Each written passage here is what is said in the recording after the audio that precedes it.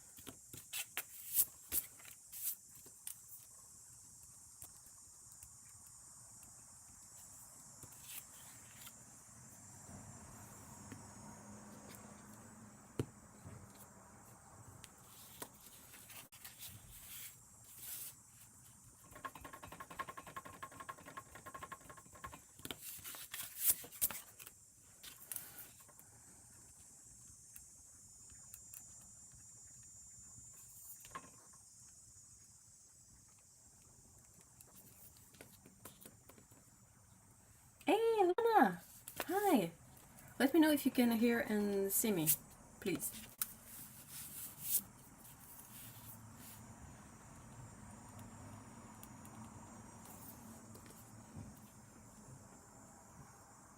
Oh my gosh, Liz! Eee! Hey, Charlotte, hi! Sounds good, yay!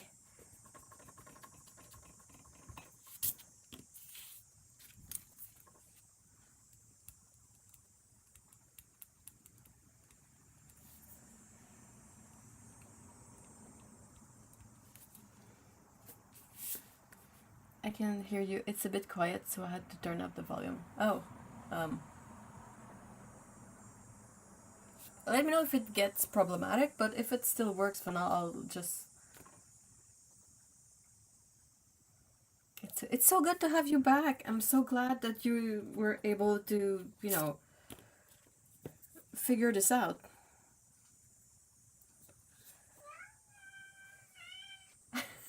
Did you guys hear that?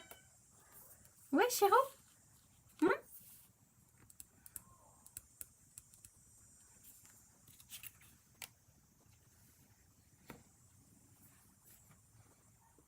Oh, thank you, Lana. Ouais? Ah ouais? Qu'est-ce que t'es allé faire, Chéro? Hmm.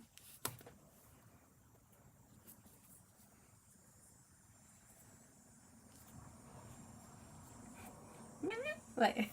That's Chéro. You weren't there during the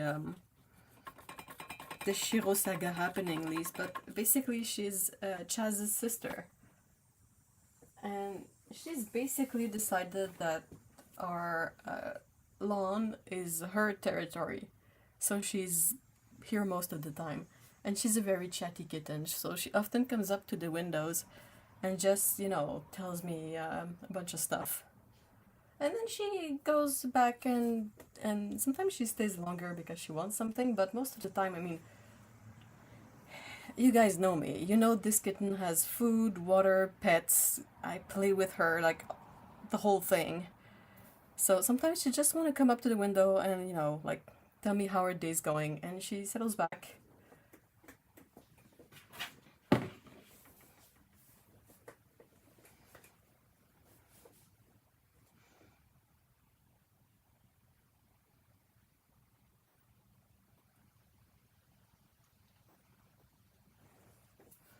I'm glad you guys had a really hot heat wave, right? What's a bite? Hey! I love that cats just automatically gather shave. I have a secret, and it's called treats. I have the type of treats that, you know, we always joke that they probably add crack or catnip in there. Because they all love it. It's probably terrible for them. But those temptations or dreamies, those are the real thing.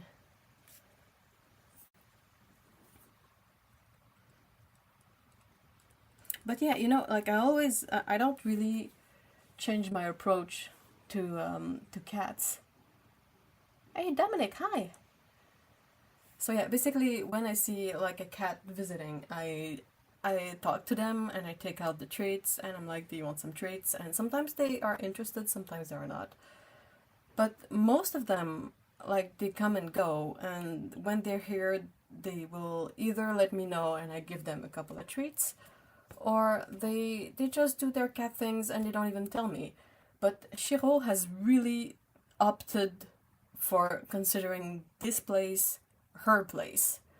Like, she sleeps here, she's here most of the time, she ventures, you know, a bit around, but she stays here, and I can't really say why in a way, because, like, I do the same when Chaz is here, and Chaz doesn't stay here. Chaz goes back home every night. So I don't know. But I love her, she's welcome, and I really enjoy having this kitten around, because, you know, my cats are getting a bit older now. They're 12, so most of their activity consists of sleeping. And in the summer they don't play a lot, but to have a kitten like outside that's super energetic and I can play with, that's kind of fun. Though there is a downside to it too, is that she's a really good huntress, and she catches birds really easily. Now, she doesn't kill them, so if I see her and she's caught a bird, I can go outside, get her to release the bird, and then take the bird and you know, like, have it fly away. They're usually not hurt, so they're terrified, because who wouldn't be, but they usually fly away.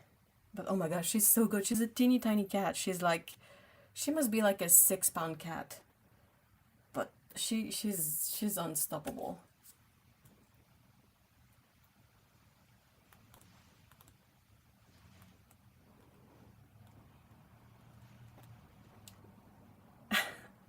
Oh no, but a paint. Family and friend in Dallas and Houston have officially melted. Oof. Houston here, highest was 109 yesterday. That's like 42 Celsius for everyone, non-Fahrenheit. Oof, that's hot. Well, I'm gonna jinx it, but oddly enough, we haven't had any 40 Celsius and above temperatures here so far. I'm not saying it won't happen, just saying that, like, as opposed to the last couple of summers, there hasn't been that yet.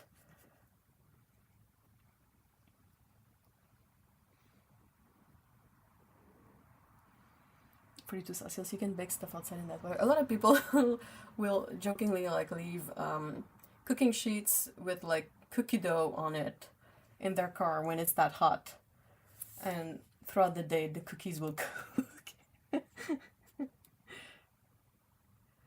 I heard with undercats you gotta put bells on them. Yeah, but she's not my cat. She has a medal, so that like clinks a tiny bit, but oh no, where is she going?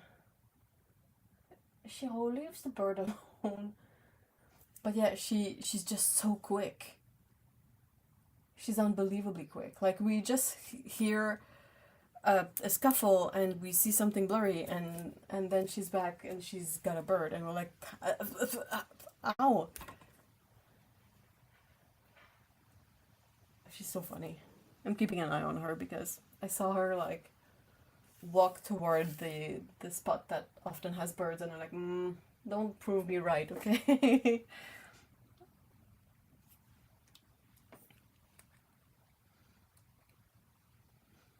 But yeah, I think it's a possibility that they will end up putting a bell on her, though I don't know how. I'd be curious to know, like, this is not an argument for not putting bells on hunting cats, but I'd be curious to know just how annoying that is for the cat, because it's a noise that follows them everywhere, and they have a really keen sense of hearing, so I'm really just curious about that.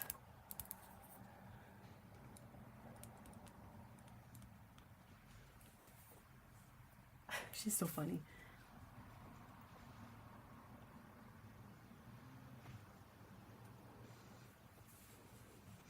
I felt so guilty last summer because we've had it so mild. 42 and humid. Oh, that's the worst. I'm in a fuzzy hoodie. Yeah, I'm wearing, like, it's summer. It's what I call summer pants, but I'm still wearing pants right now. If you can get to trim her nails, just a tip, you can really limit her bird hunting success. If she still get to hunt, but catch it. She grabs them with her mouth, mostly. We've always done that with our two avid bird hunters. I will keep that in mind for sure. But yeah, since she's not exactly hungry, like, she never goes hungry, but she's a cat, she cannot, and also she's a barn cat initially, so her instinct to hunt is super strong, but she will often grab the birds, but like, she doesn't visibly hurt them. Like, I've been able to catch the birds, and they're not like hurt really, and they can fly away. They're just completely terrified.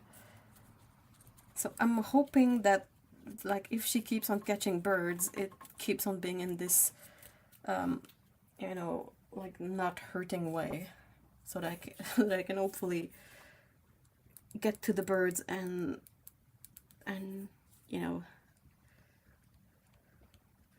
there's also like a psychological component to it. Like, I kind of have to tell her that she's good and she did well and she's a good huntress, and I cannot punish her for hunting. She's a cat,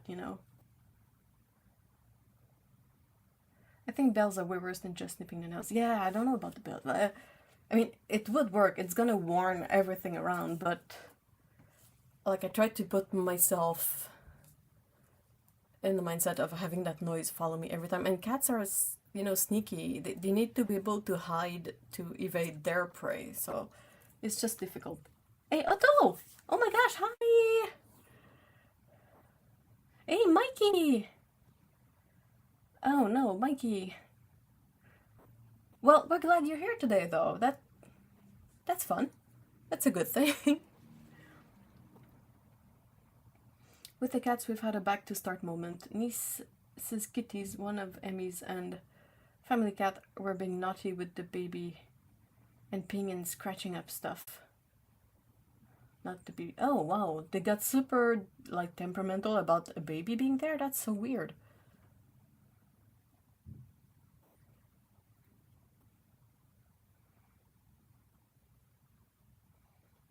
I'm rolling in Tanax. A nice follow-up from last week. Fingers crossed. She sounds like Laura. Yeah, I think she would have probably a lot in common with Laura, including being teeny tiny.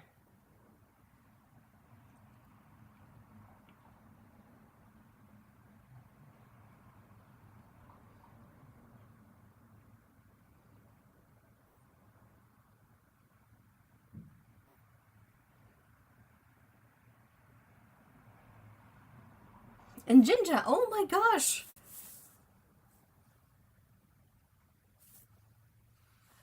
The whole family is here today. They got really jealous of the baby, but my sister's 15-plus-year-old cat is now an inside cat full-time and loves it. And my dad, Amy baby Cookie, had been... Aww.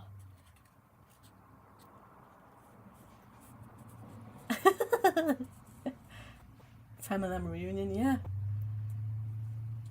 Cats can be so temperamental, like with odd stuff. That's one of the things also with Shiro, because for those who just came in, I was talking about Shiro. One of the many reasons that we think she's not exactly staying with her humans. One factor is that they think she was attacked by raccoons while being in their backyard, and so she kind of associated that with the backyard, and she doesn't want to go there. Also, her humans have a young kid who's at that age where they haven't yet developed the the motor function for being delicate. So he's a bit rough around the cats, and although cats will always like get away if something's too much for them, she's unsettled by it, like you can tell.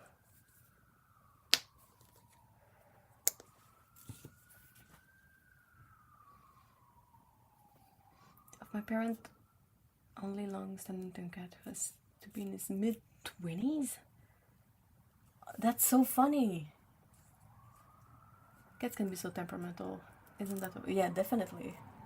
Like, you never know what to expect. You can have an old, like, cantankerous tomcat who doesn't like anyone or anything, and then you end up bringing kittens into the mix, and they're like super good with the kittens, and you're like, wait, what?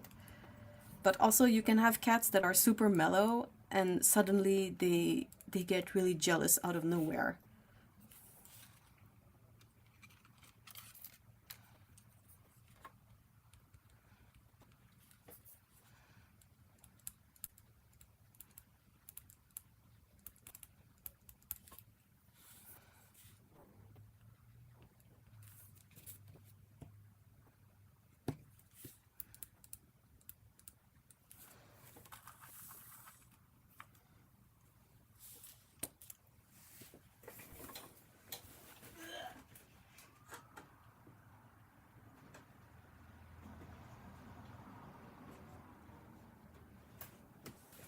Sorry, I was reaching out for something that's just, a tiny bit out of reach.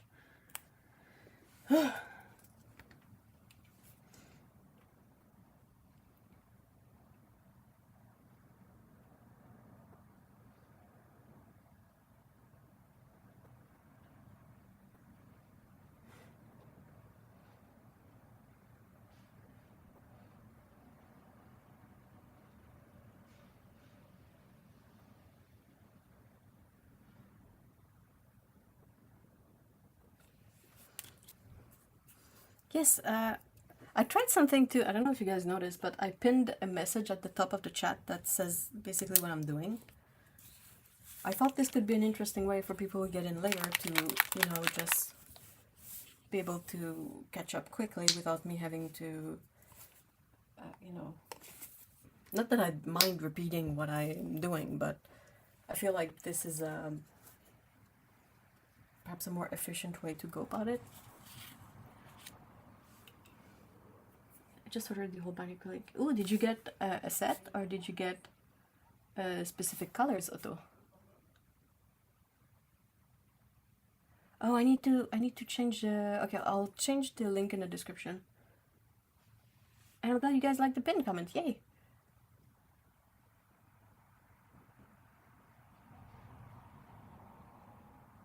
No, Otto, that's not...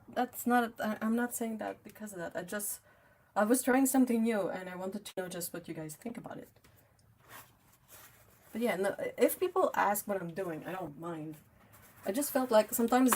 Not in this chat particularly, but when I'm in live events on YouTube, sometimes I'm just lurking about, and I don't really feel like asking a question, but I would really like to know what's going on. So having a pinned comment that says it, I think could be a helpful tool.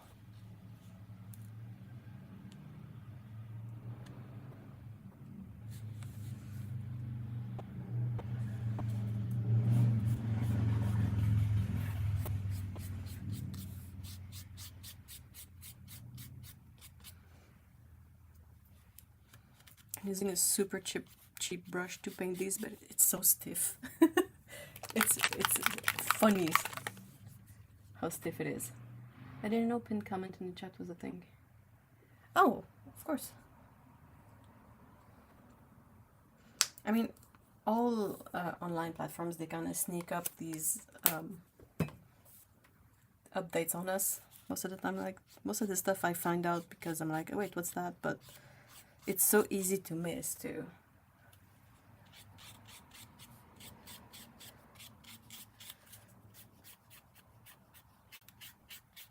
I'll just finish painting this swatch. It's going to be a bit streaky because I waited a bit too long. But see, that's an advantage of having a really scrubby brush, is that I can really, like, get in there. But what I'm doing is I'm doing a swatch with the info and the color and all that. And I'm also doing one of these little square swatches that decidedly won't stay put. And I'll show you what I do with these. Alright, so this came as a consequence of, sorry, I was trying to find an ink color to ink a doodle that was not black, because I felt like black would take away from the color I wanted to add in there. So I was like, wait, but I don't have any kind of idea what my acrylic inks are like, because, well, Golden has these swatches on them, but the Holbein ones, you can look at the color through too, but no idea what it's like. So I was like, meh. So I saw that I still had those prepared swatches, and I was like, okay, I'm gonna do a half of it is gonna be the paint in a sort of gradient, so I know what color it is when I ink it. But also I was like, oh, you know what? I have these leftover squares that are basically cheap watercolor paper with double-sided tape on the back. So I'm going to paint one of these and I'm going to stick it on the cap of the bottle, so when I have all my bottles stored in their container, I can quickly look and see what color works for me. And if I want more about the colors, then I have these full swatches. So that's what I'm doing. Sorry. I just got a set of the Holbein acrylic inks. Ooh, I hope you will like them. I feel like they're really, really nice. The only thing, like, I found a thing that I'm really annoyed about from Holbein, and that's a bit of a shock because I really like that company. But there is one thing that I noticed, and I'm like slightly pissed off about it, is that they don't have indigo in all their ranges. Like, their indigo watercolor is one of my favorites, and it's not like in the acrylic inks, it's not in the fluid acrylics, because I got both of these, and I was like, but inking with that color would be so much fun and so pretty. But inking with watercolor is going to reactivate and be a whole mess. So where's the where's our acrylic version, Holbein? What are you doing? You have one of the prettiest colors in there and you don't even make it in all your ranges. What's up with that? It's a set of 10 colors. Oh, interesting. So we probably have black, white. Okay, let's guess the 10 colors. That's always fun. So black, white, a red, a yellow, a green, ultramarine blue, burnt sienna, red, yellow, green, ultramarine blue, burnt sienna. Hopefully you have a magenta in there. Yellow ochre, and phthalo blue. Naphtha, oh, Daxon Violet. Okay, I got that wrong. Pyrrole. Naphtha Red Deep, Daxon Violet, Pyrrole Orange, Quin Magenta, Hansa Yellow, Burnt Sienna, Phthalo Green, Ultramarine Blue, Lamp Black, and Super Opaque White. That's a good selection. Good job, hold on. So you got red, orange. Well, you got purple, magenta, red, orange, yellow, green, blue. That rounds it up nicely, the black and white.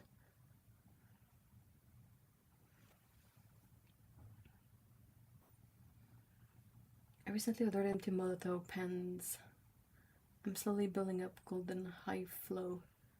They're comparable. Oh, that's a good idea.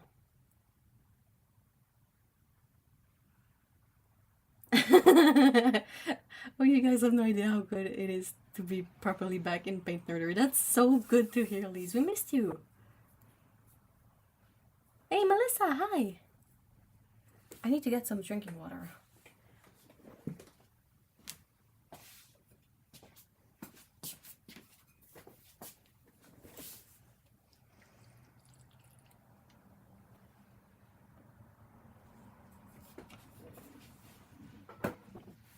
These are not new paints. They're basically my stash of acrylic inks and fluid acrylics to use as inks. Do we all need to get some drinking water? Water check. That's a good idea. Water check, everyone.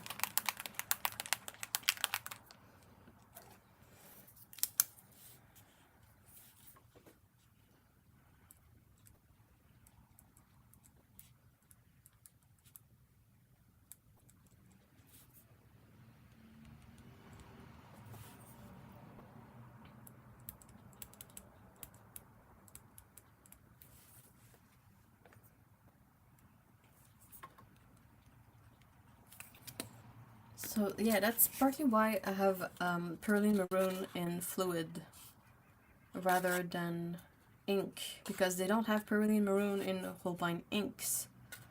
And I really like Perylene Maroon, so I was like, I need this color, I can't live without it. I miss you too, and I should be around more now again, especially on Discord, but hopefully more Caturdays too. That's great! How have you been doing, by the way, if it's okay to share? Half full bottle of water. Yeah, mine too. I forget to drink water. I need to drink more water. I have mango passion fruit milkshake. Oh my gosh, that sounds amazing. Coffee. Coffee. I won't kill you as long as you share. That sounds amazing. I agree. Dude, mango passion fruit. I don't like eating passion fruit, but in terms of the taste of passion fruit and juices and stuff, it's so delicious. I need to try the passion fruit haichu at some point, and the banana ones. I tried the pineapple one and it was really good.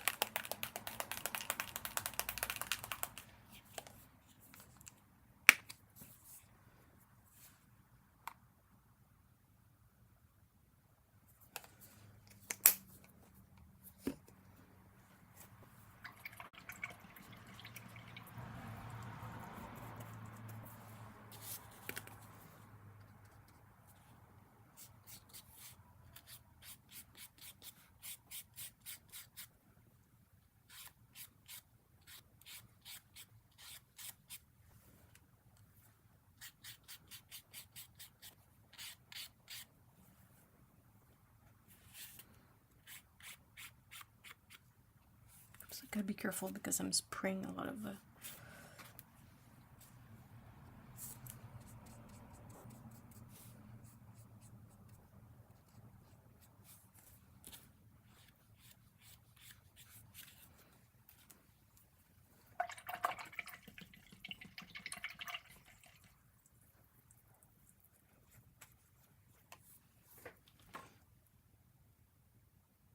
I'll share with you people. Thank you! Oh, I'm the same, but with mango. Oh, really? The fruit, I feel like I'm gnawing on a pine tree for some reason, but I love the taste in juice and food. That's so funny, because that reminds me of, like, I didn't eat mango until I was living on my own, I think, mostly, because my mom really didn't like mango, and she would always tell me she finds it taste like turpentine, and turpentine is a derivative of pine tree. Or pine trees. So I wonder if there's a component to mango that's just like, you know, the thing with cilantro and tomatoes, like something that people with a specific gene will be able to taste or not taste, and vice versa. So that's interesting. I'll add mango to the list of fruits or veggies, whatever, that are in this weird category of being really divisive, but possibly for genetic reasons. I love mango. Especially the small yellow ones, those are the best.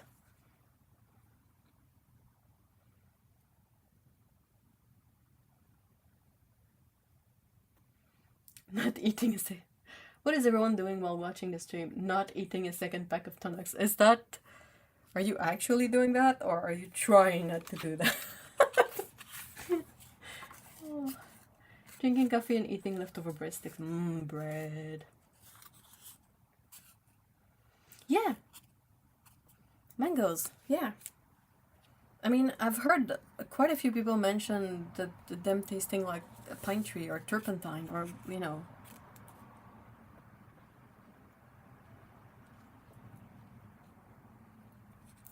Maybe it's certain kind of mangoes or all mangoes. I can imagine that being the case. Yeah, it would make sense, right? Like how for some people cilantro tastes like soap and other people are fine with it. For me it's tomatoes that I just cannot stomach at all. Like there's something in the taste and the smell of raw tomatoes that just sends up high alerts in my brain and I kind of panic. It's a weird flight response to the smell and taste of raw tomatoes, but I mean if that happens, and bell pepper too, that's another one. Like for some people, the oil in the skin of the bell peppers will really get to them. And for other people, they're perfectly fine with it. It's fascinating. I love genetic stuff.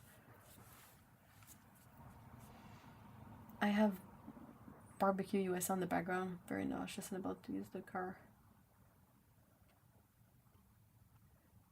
Oh no, my key. I have to take him in now.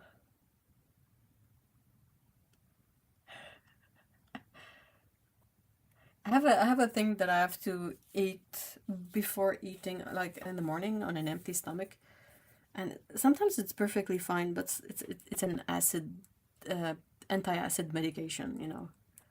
Old dine, yeah, I know. I'm not distracted one bit. And some mornings I'm fine, like I can take my med and just do stuff, and I'm not hungry. But sometimes I wake up and I'm really hungry. And wow, that 30 minute is a long time. I'm contemplating sorting through the Liberty Fabric stripes scrap set I got to see. Oh, that sounds fun. Liberty Fabric is so nice. They do just like stripy fabrics. Do you got some polka dots in there too, like to add with your flowers in your quilt?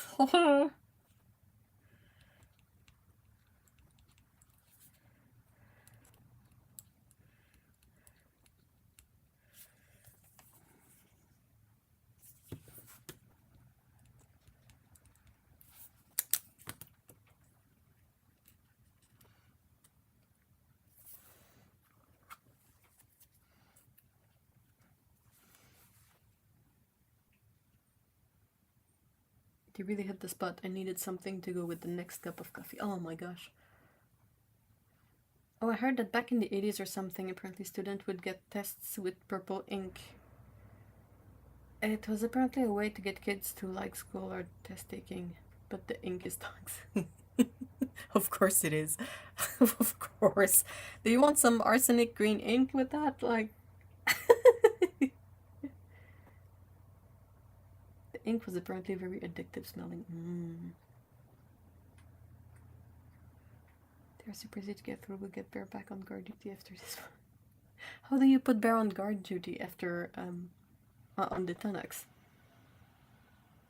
So the company I buy Liberty Fabrics from do scrap bags. They do cut out shapes and stuff and sell off the bags of the leftovers. Oh, that's so cool. Oh, I love that. I really love that. It has a very interesting appeal for everything that's, you know, like sashiko and what's the word I'm looking for? You know, patching up fabrics.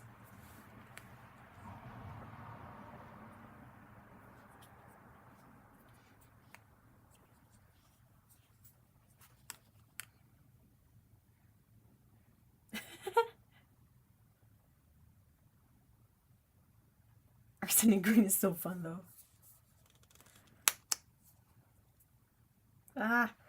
Of course, so it's nickel azo yellow. So guess what? Guess where I ended up with some nickel azo yellow. Nickel azo yellow. And if you answer, you got it everywhere, you win. Why? It's not at all a stainy color. Pfft.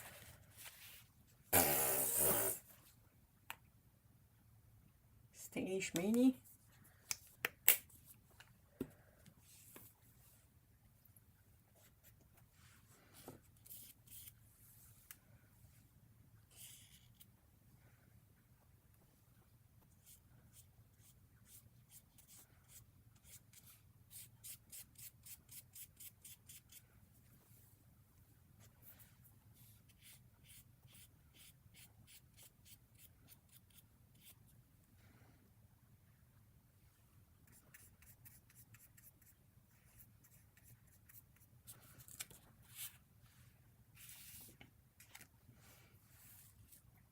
Yeah, I'm using a paper palette. Guess who made this paper palette?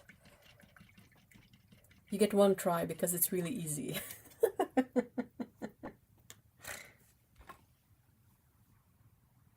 Oh my god, don't remind me about the stripes and polka dots. That was so funny. It's gonna stay with me forever, I think.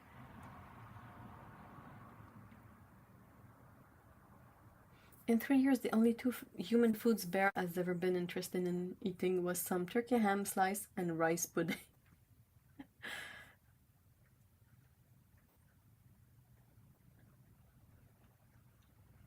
How does fabric get out of date?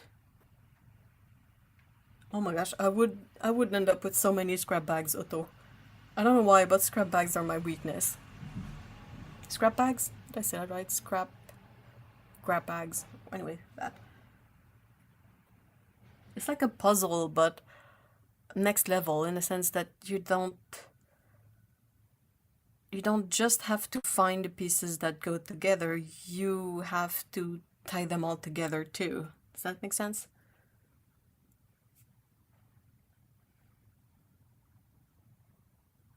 Oh, that's lovely, Mikey. That's a nice change.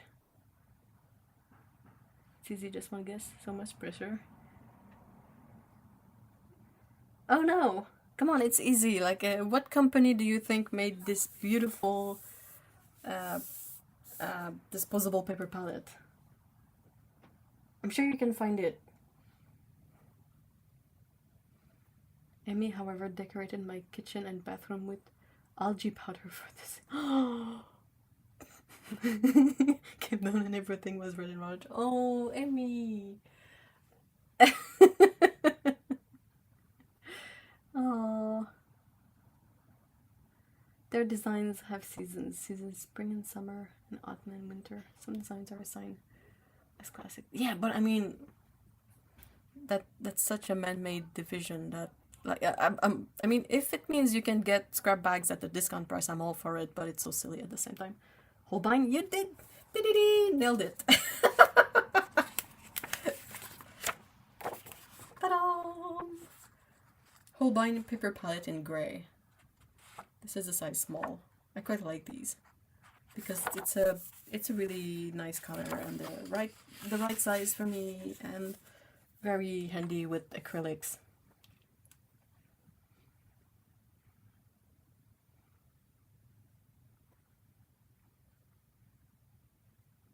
Oh, if it's red and orange, it was not spirulina, but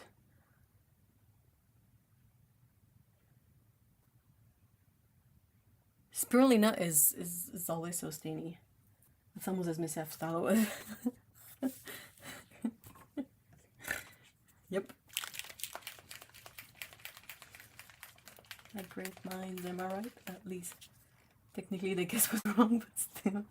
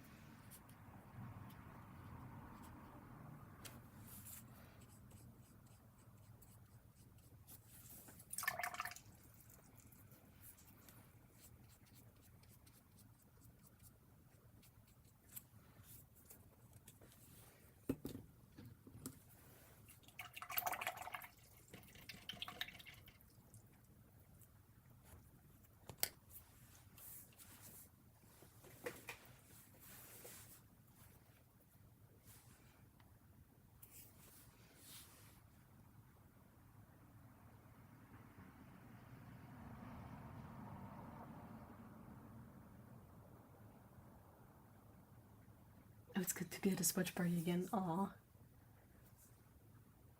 I respect anyone who can swatch on the stream. What do you mean? I mean, I'm being like awfully distracted and inefficient, but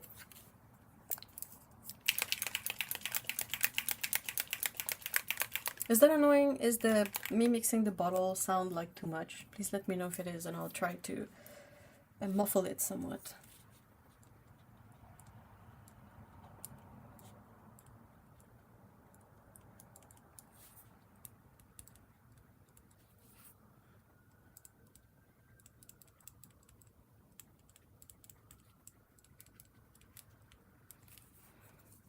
Did I mention how much I like Holbein colors?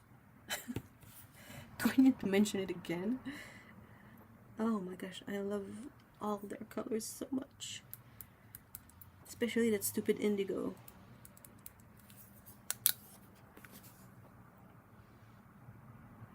There's too many distractions. There are a lot of distractions. Nope, not annoying at all. It's rather ASMR. Okay, whew. Because I was worried it would come across maybe too loud or something. But that said, I really appreciate that Holbein has a mixing ball in the bottle.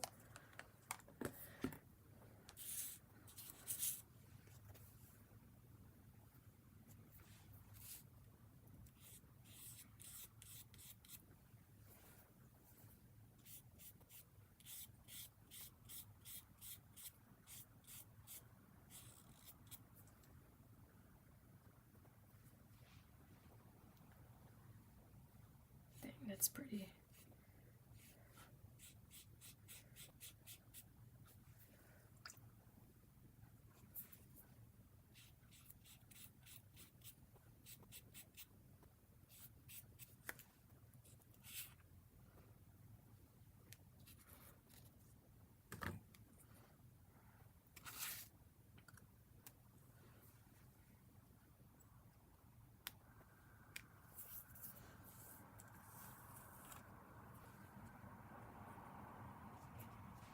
You think I might have hinted?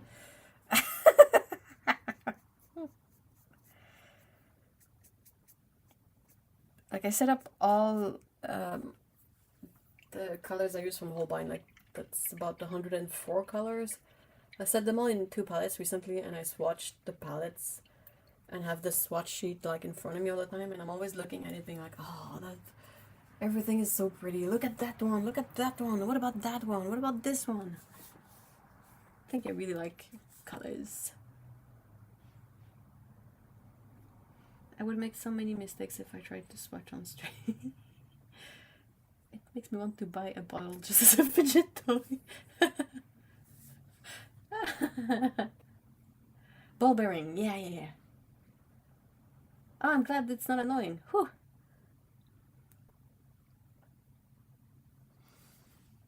The little squares I use on top of the bottles like this, so that when all my bottles are stirred, I can see what color is what without having to pull every single one of them out of the box. Swatching does admittedly get easier if you have a printer to do all the writing, but that's a very expensive convenience power play. If you want blank swatch cards printed, let me know. Thank you so much.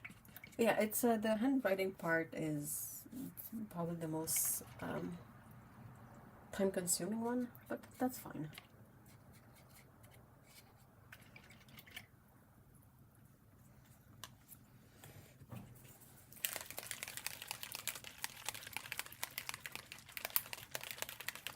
Hubby was super awesome and bought a laser printer so that I could print on watercolor paper. Oh man, but unfortunately it will not even take the thin. Oh no!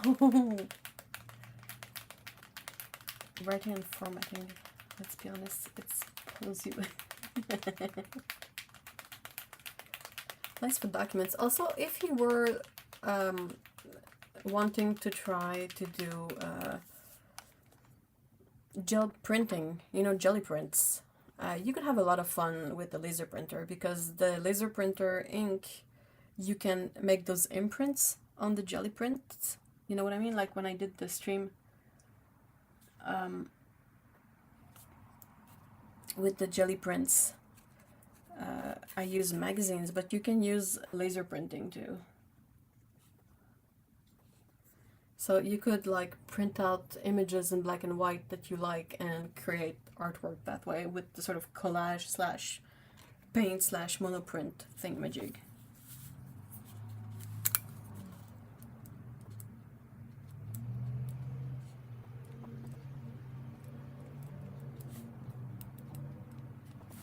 This is raw sienna.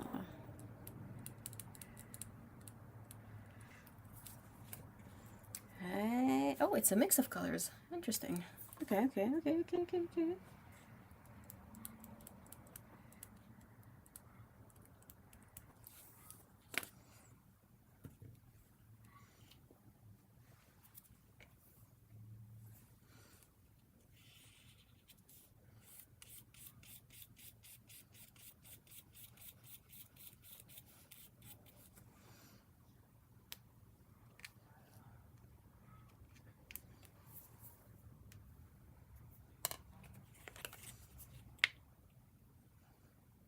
Feel Ev's blood pressure residue. Oh, wait, why? What? Why? Oh, it's not a single pigment one. I think you know me a bit too well. But if I remember right, there's a chance that they did that so that it would be less streaky. And if that's why they use this pigment combo for raw sienna, I'm kind of okay with it. Because raw sienna can be excessively streaky and it can be annoying too.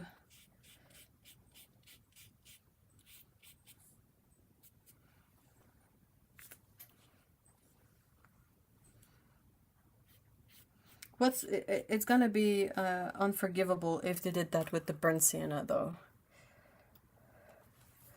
Because they're so good usually with their PBR7. Like Holbein has a good track record of that. Oh no, I put some green on there. How did I end up putting some green on there? Oh, that's because there's a great big blob of green down there. You go away. Come on. Let's do that again. I have a big container full of these, so. Though I'm all out of ink.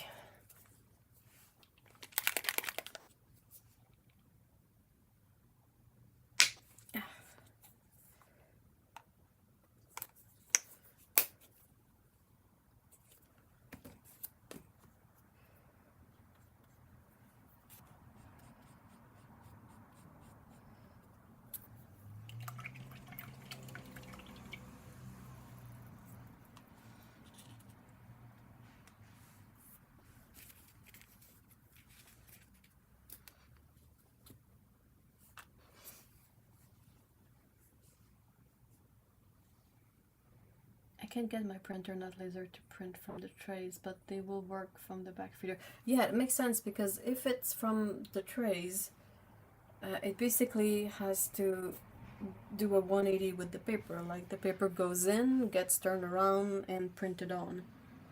Usually. So if it's super thick paper, it's not going to be able to turn it around, but the back feeder is more straightforward, like it just slides in. Yeah, I have a burnt sienna somewhere. I saw it earlier. There it is. Burnt sienna. Moment of truth, guys. Ta-da! PBR7. Oh yeah. We're in business.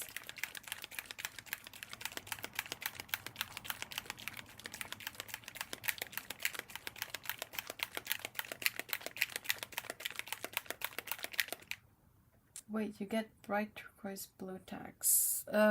Yeah, it's the Faber-Castell one, I think. We can also get a white.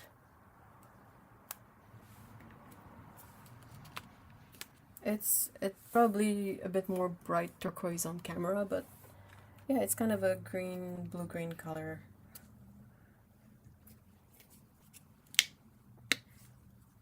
My thumb is gonna be so sore after swatching all of these. Because those little like the whole cap is sturdier than the bottle itself, so if you push on it too far, it's gonna like squish the bottle, but opening it is also very like a strength. Oh no, it's not a kneadable eraser. It is blue tack. It is poster tack, but this color.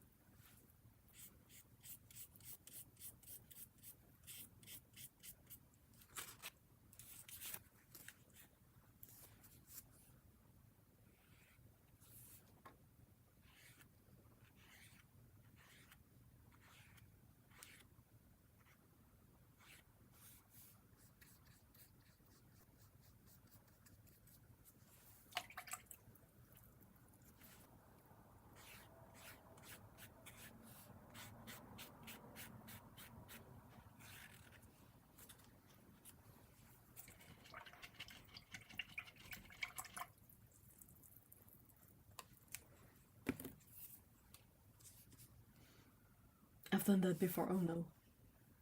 I need a turquoise tack. I'm gonna... Why do you need that one?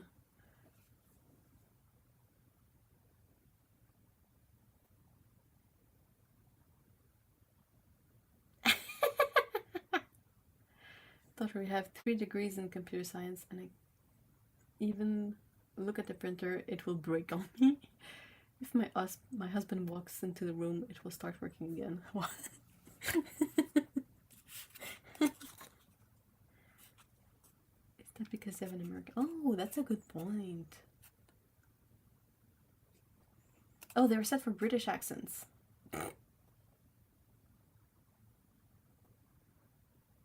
Yes, burnt sienna seldom fails me. That's a really good burnt sienna, and it's the personally proper hue for me. Like, that's exact. Not too red, not too dull, quite strong, not streaky. That's a good one. It's also very beautiful with their ultramarine blue. Like, the mix of the 2 colors makes for some super interesting stuff. Because the turquoise tack is beautiful. Oh my gosh.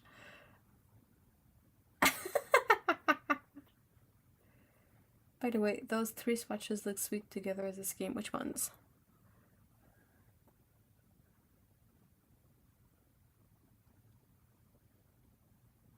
It's not made... I'm sorry, what? Burnt sienna made with PY 150. Wait.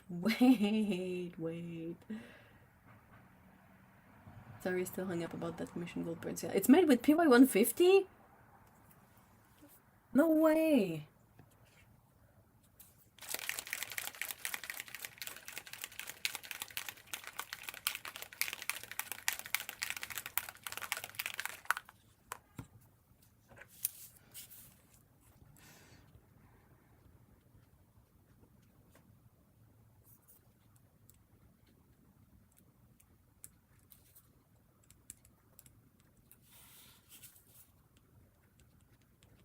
So what about the yellow ochre, guys? What do you think? I'm gonna say single pigment PY 142.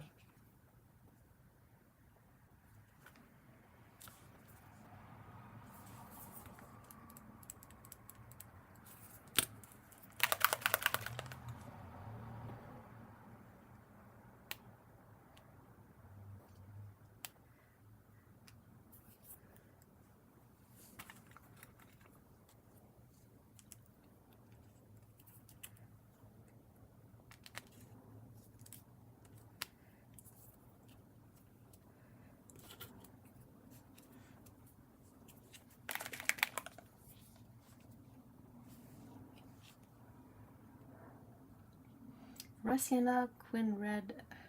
Rassiana Queen Red. Yeah, that's pretty. Those are also pretty together.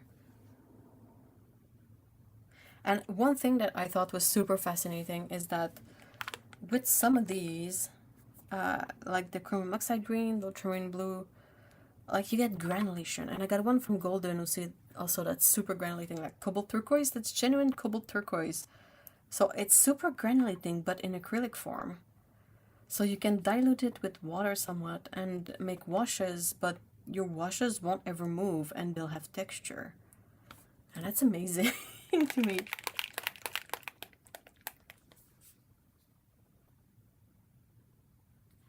Hands up if you're still mad about how Mission Gold goes out of their way to mix in more pigments. I'm raising my hand. Mixed with ultramarine blue, you get loads of greens, but never. Oh, but it's gotta be some gorgeous greens, right? Like so much vibrancy because of that neon, not neon. I don't call this particular. Personally, for me, that's not neon. That's just very, very vibrant. That's the word, vibrant.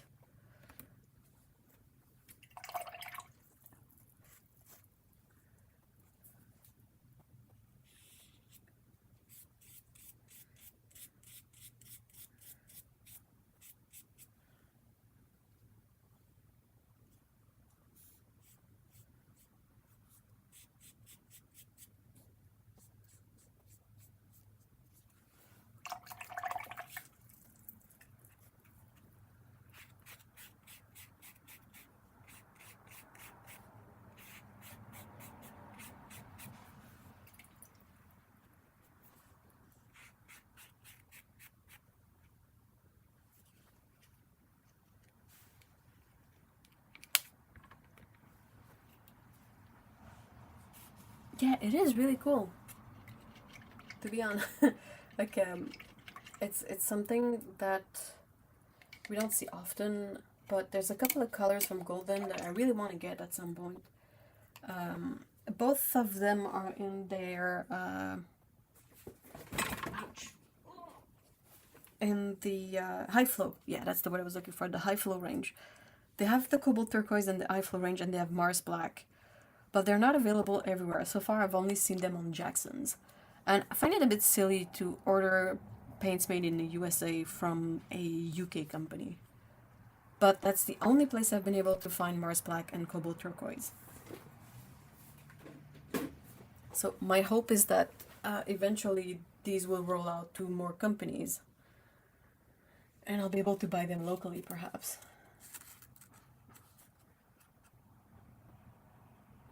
I believe you can paint over acrylic with watercolor if you water down. Yep, exactly. Yeah, you can.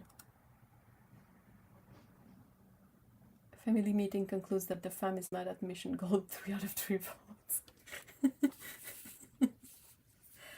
There's an artist that I really, really like. That's the one that I saw work with acrylic inks and watercolor and gouache. And I like really fell in love with the idea. But they use acrylic inks as a sort of flat color. And it has a couple of advantages for them. First of all, it's even. You can work on it with gouache and watercolor to a certain level, but also it's much easier to lift watercolor from an acrylic layer. So if something doesn't turn out how they want, they can just, lift off the watercolor and try again.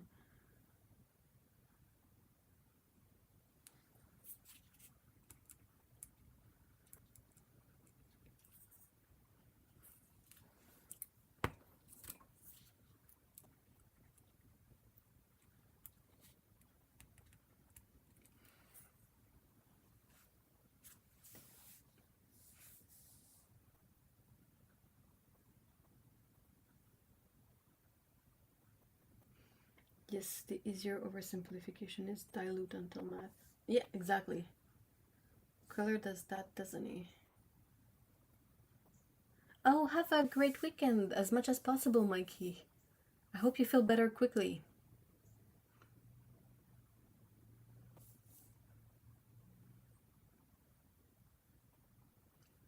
Wait, what? What do you mean, wait, what?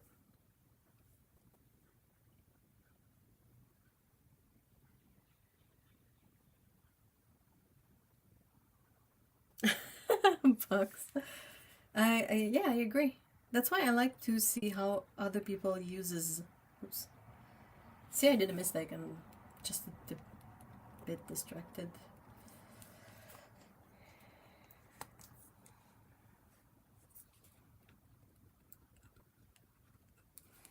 But yeah, I considered dipping a dip pen in the ink and having a line here, but I then realized that I don't really need it, you know. My brain can function from these swatches on their own.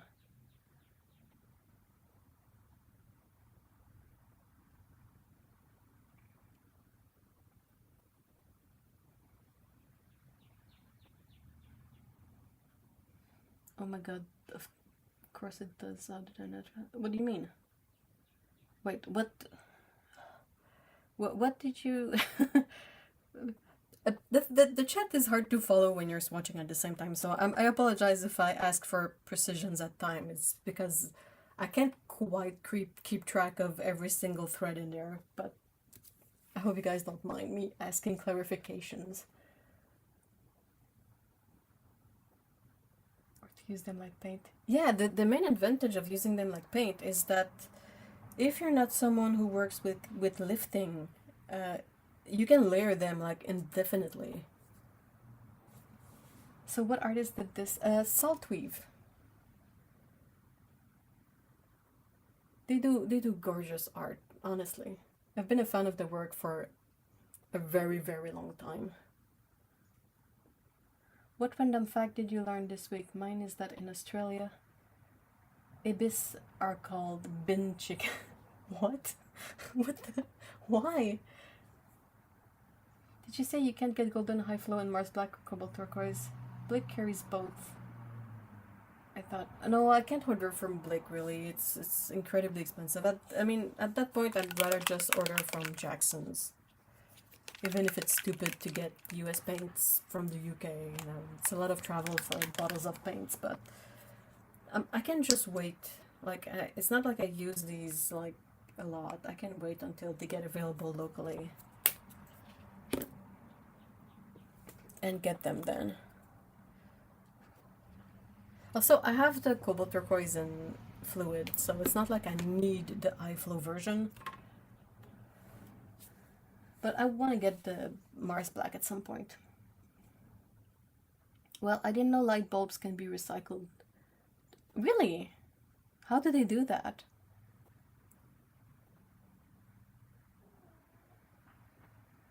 That maniac artists can duck out and leave before the... What? I've learned that it takes exactly 3:02 minutes to walk from my front door to my new LGS. What's an LGS? It's gonna become local grocery store?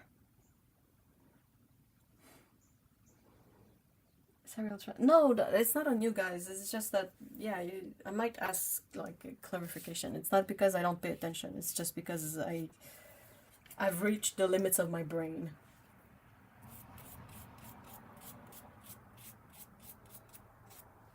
It's also a very funny thing that I noticed, because you guys know that English is not my native language.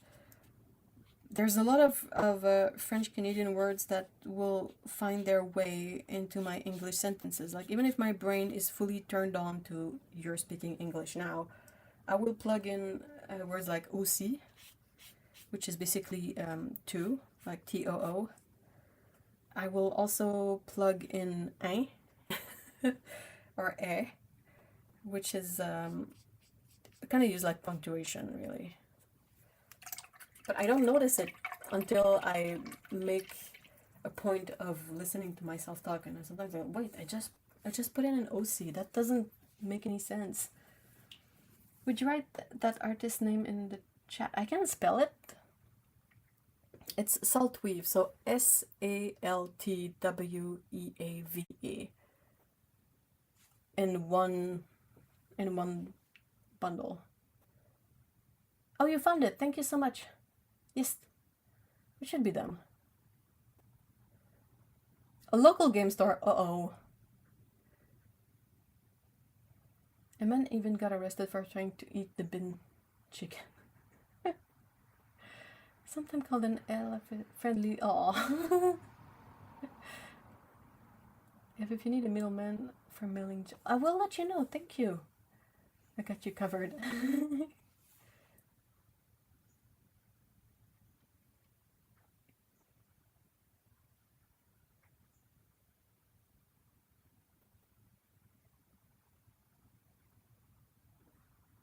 Highway to the danger zone. Ba, ba, ba.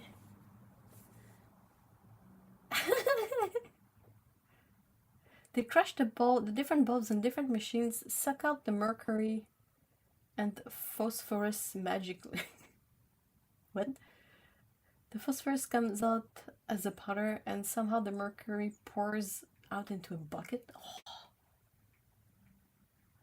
Wait, did you guys see the breaking news about Bob Barker's... Didn't pass it quite some time ago. Okay, I'll be right back. I need to change my swamp water because I'm noticing it starting to have a color on the swatches, so give me a sec.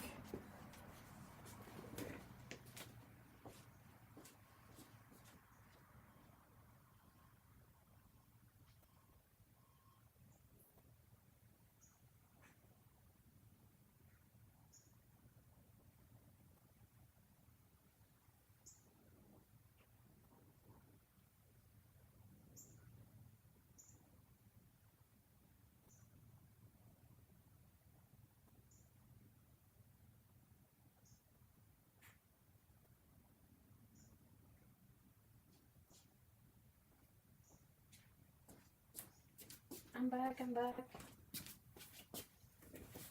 Well, hello.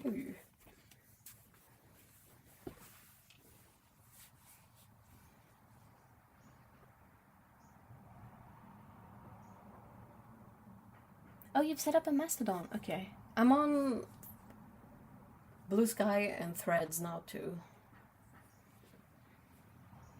The leftover glass is crushed and recycled. That's so cool. Oh, water check. Good idea.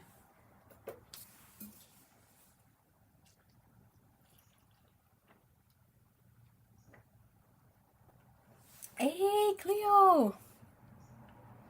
I hope you enjoyed the sun. Metabolize that vitamin D. Let's go. Right, I was supposed to make a sandwich like an hour ago. Are you making a peanut butter sandwich?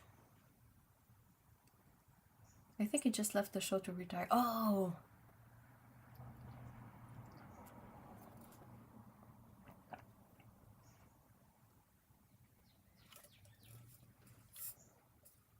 What movie?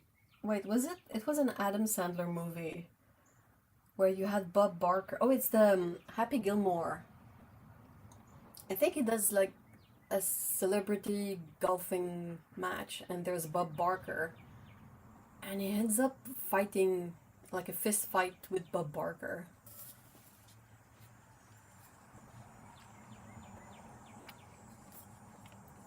See you soon, Cleo. Thank you for stopping by too. Oh, that's how to focus. What? Focus.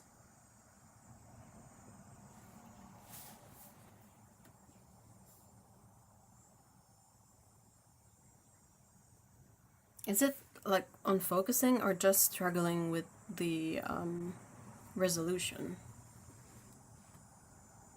Salt is totally my jam too. I know. They're so good. I was so heartbroken because a couple of years ago, like I keep folders of my favorite artists' work on my computer because sometimes it's just easier to reference. And I had a folder with their art from many years ago. And I was like, oh, I haven't seen what they've done recently.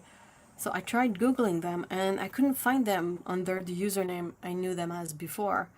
And I was really heartbroken because I was like, oh no, their art is so beautiful and I love it so much. And it's one of the very few people I know that uses watercolor for illustration. And I was so bummed out and I just couldn't figure it out. So I waited and I was like, maybe one day. And many years later, out of the blue, Mr. E sends me a link to a Twitter account. In fact, he sends me a tweet And he was like, oh, look at this drawing I saw on Twitter. I think it's really nice, and I think you would like it. Feels like it's your kind of stuff that you like. And I looked at it, and I lost all of my shit completely. Because I was like, oh my god, I recognized the artwork. And I was like, this is the person that I couldn't find and I was looking for, and I didn't know where they were, and they're back, and I panicked. And I was so relieved, and they're super nice. I follow them on Patreon too, and they're a really, really nice person, and I really enjoy their work and talking with them about, art stuff.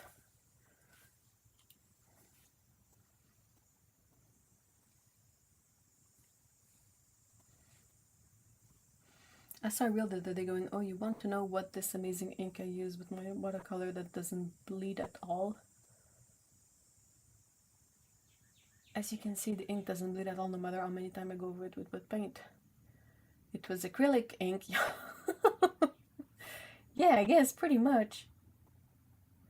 I'll be making turkey and cheese, methinks. Dang, this stream's always making mix. We haven't even talked about Doritos yet. Oh, video looks fine? Okay. Because I have the video on my screen too, just to make sure that everything is good, and mine is super blurry, so that reel made me unreasonably angry. Please elaborate why. We're overdue for a good ranting here. Time for the Doritos one. Oh, did you figure out what was the cause of the sore throat, Otto? Oh, I can't today, I got strep. You gotta blend the Doritos with extra cheese whiz and eat that with the spoon. Yuck. So the Doritos in hot water and make tea. I like that. Both Bux's brain and my brain went directly to let's find a way to eat Doritos anyway. I mix them in with honey, so it's soothing and Doritos. I've seen a few reels where people use liquid watercolors and show acrylic inks. It's not the same. I hate this.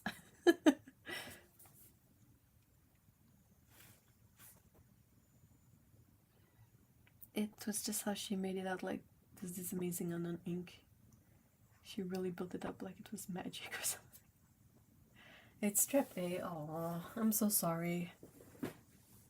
I hope you recover quickly.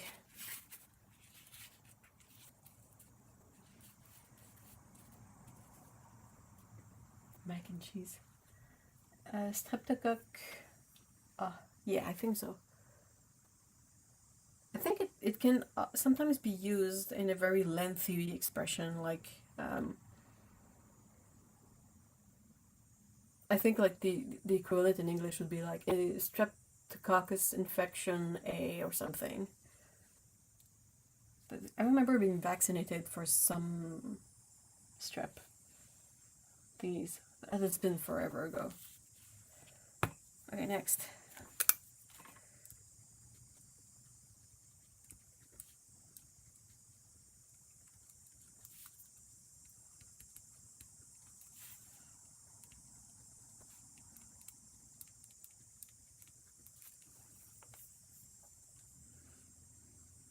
Oh, this one is going to be quite striking. Hold on, let me check with their sap green and the watercolor range. Oh, it's the same pigments, but not in the same order. That's interesting. Okay. Okay.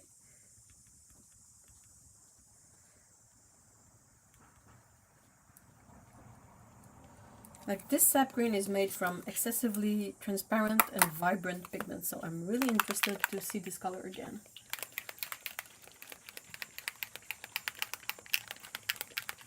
Real tortilla chips with real cheese, please. Aww. You know, for something quite painful, I've been doing great. Still did all my workout and my runs. Sometimes with some types of infections,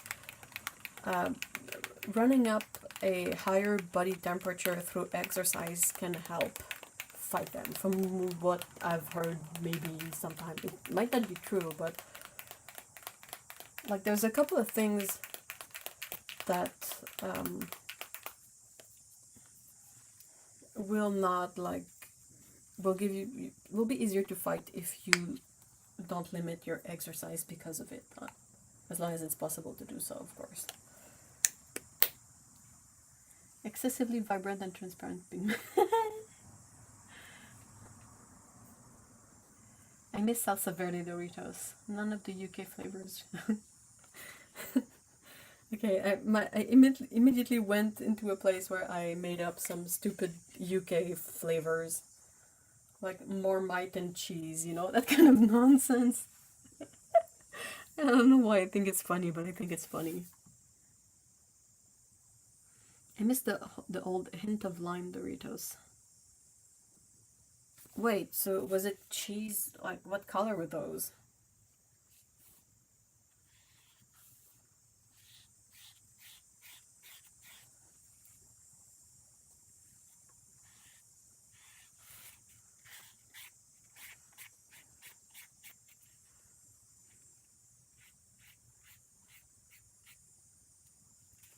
That's beautiful.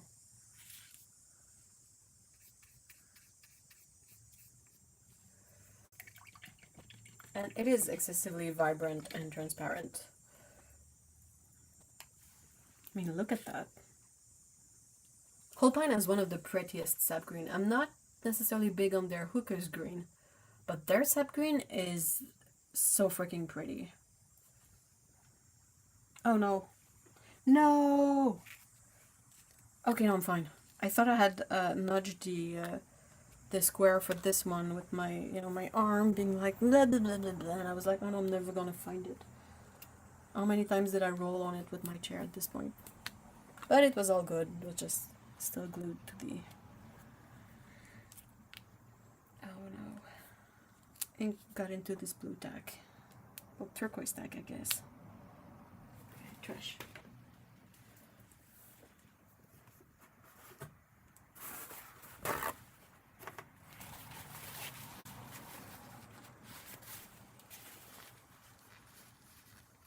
I think some manufacturers make flavors more or less seasoned. Like Pringles can have varying amounts of seasoning on them. Or the chips can be thinner or thicker.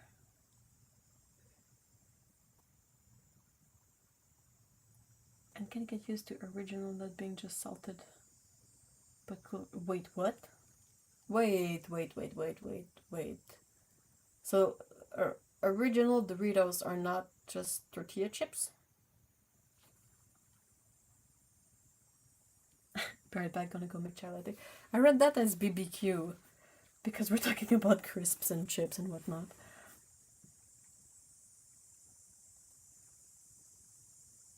Poutine Doritos? I haven't seen those. I've seen ketchup Doritos. But they were not amazing.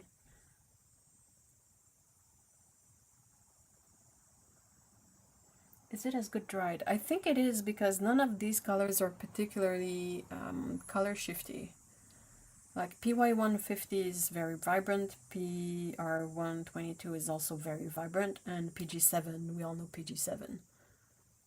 PG7 needs no introductions anymore.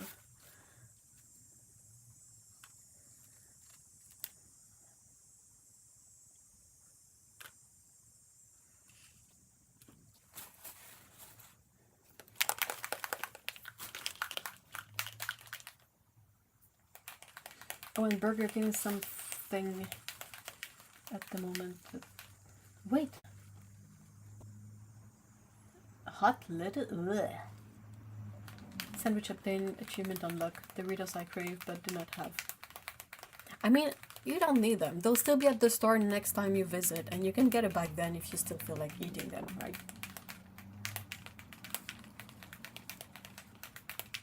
In the UK, original are what I grew up with as Cool Ranch. I think in the States, Nacho was the real OG. Yeah, definitely.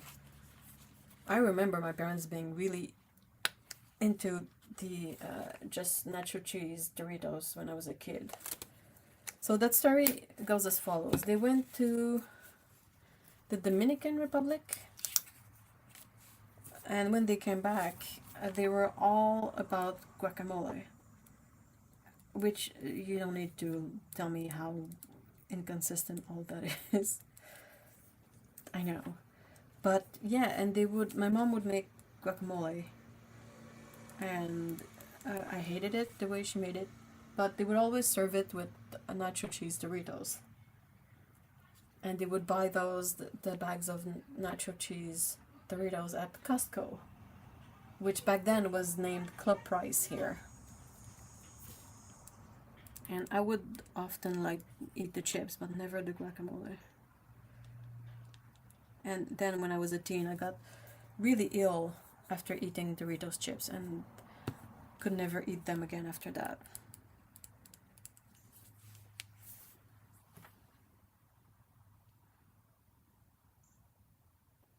No, poutine Doritos don't exist. Like your Marmite and cheese flavor. Well, I don't think any of these would necessarily go wrong. But they require a bit of a mental gymnastics to wrap your mind around. There was a very long period when my lunch was a sandwich, a pickle, Cool Ranch Doritos, and Vienna sausages. The smell still haunts me.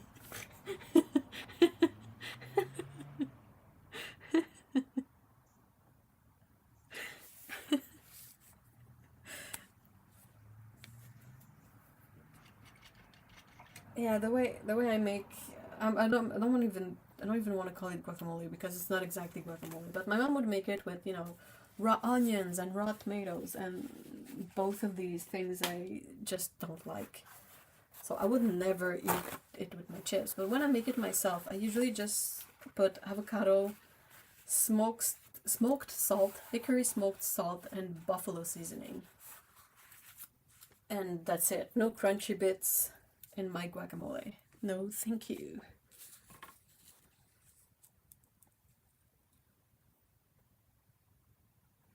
Personally, I don't care for powdered cheese, salt, and stuff are brushed on. Aww. Well, I'll take it off your hands. I've always been more interested into the very, very airbrushed things. Like, oh, you have a variant of ketchup flavored chips that has twice the amount of fake ketchup powder on them. I'll grab those.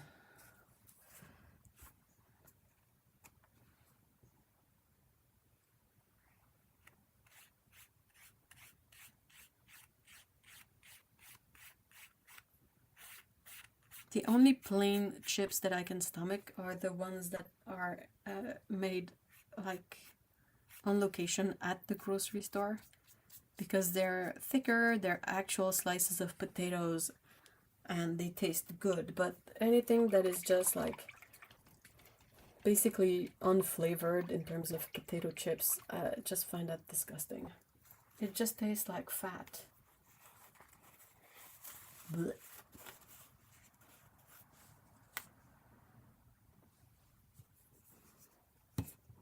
I only have 3 of the Holbein acrylics. Acrylics? Nice.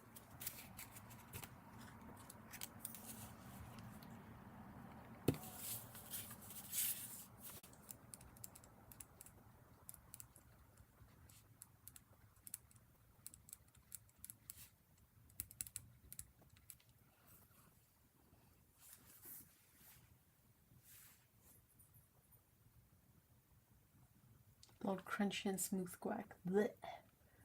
Growing up here, oh geez, nacho cheese and Cool Ranch. My sisters disagreed on which was superior, so family toggled. Poutine and Marmite on chips.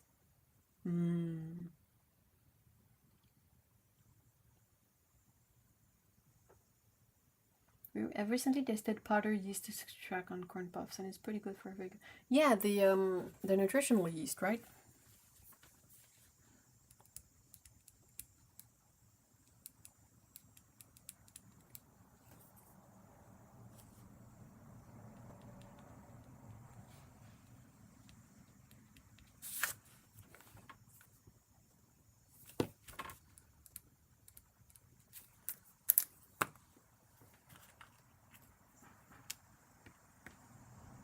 Hey, Paulo! we're talking about food, so you're right on time.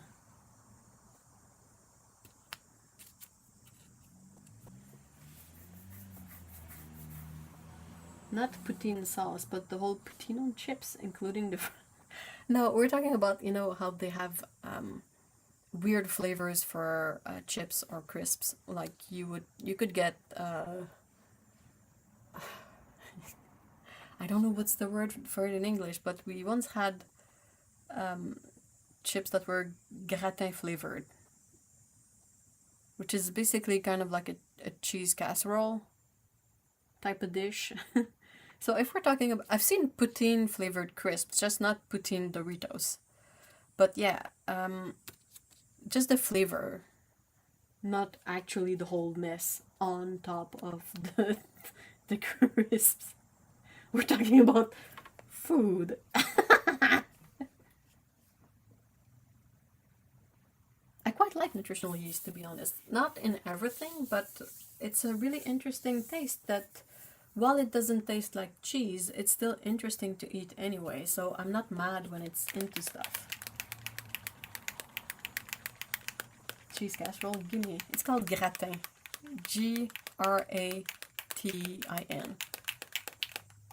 It's basically when you know, you put cheese in the oven to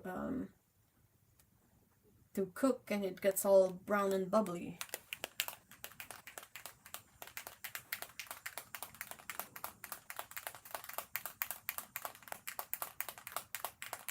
Get 8 nutritional yeast, yeah.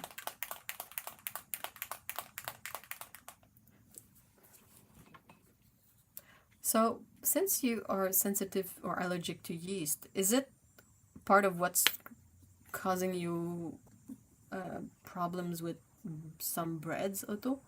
Or that's more just like the fact that it's sweet?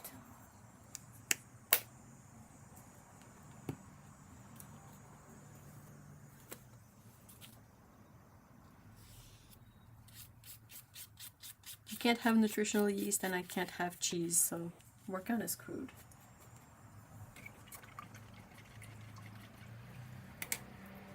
Though I still have some of that delicious vegan cheese I was telling you about, and I'm like excited to bite into it more because it's surprisingly delicious, just like cold, like as a block. It was expensive, but I'm glad I was able to taste it. I had some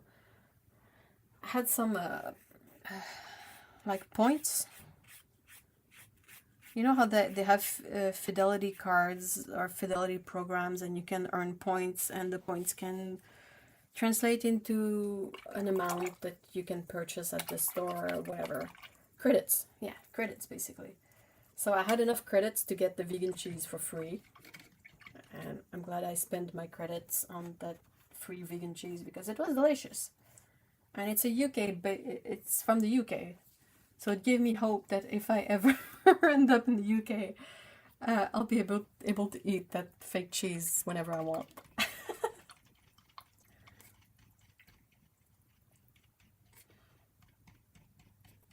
My mama has a famous recipe for a cheese casserole. I think I know what we are having for supper tomorrow.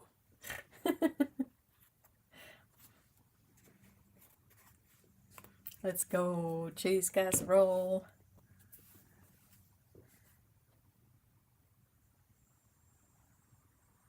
That's a new kind of nacho with gravy. So I want some cheese casserole now. Didn't even know that was a thing.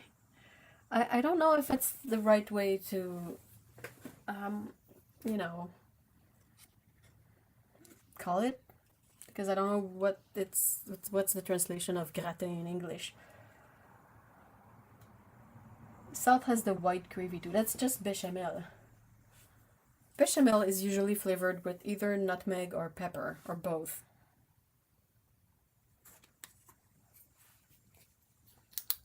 Yeah, the applewood one. It's so good. I really like how it tastes and the texture when it's just cold. Like that smokiness is really, really fun. I haven't had any smoky vegan cheeses here. The only one I've had that I quite enjoyed was the jalapeno fake Havarti from Daya, because the jalapeno bit were actually in there and a bit spicy, so that was fun. But yeah, we have a couple of fake cheeses that do the trick. Like, they taste okay, they taste fine. I have no issue with them. But the applewood, I personally find delicious, actually.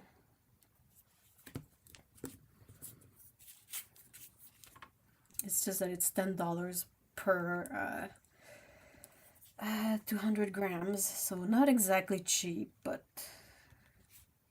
once in a blue moon.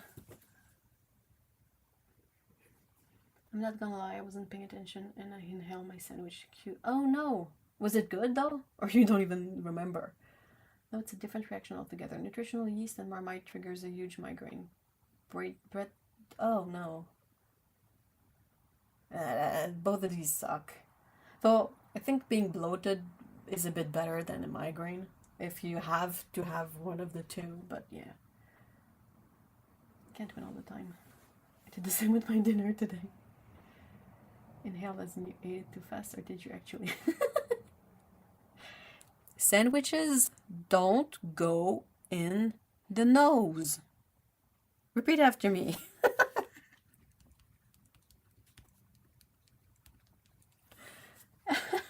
Sorry. I'm just having the image of someone with, someone who had cut their sliced bread sandwich in triangles and has one of the small points of the triangle stuck in their nose. I don't know why I find it funny.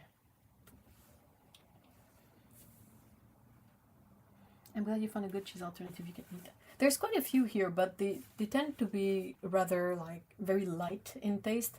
The applewood one is interesting because it's trying to be like a smoked cheese, and they succeeded quite well. It doesn't taste like smoke extract, that weird flavor that smoke extract can get. It tastes actually smoky.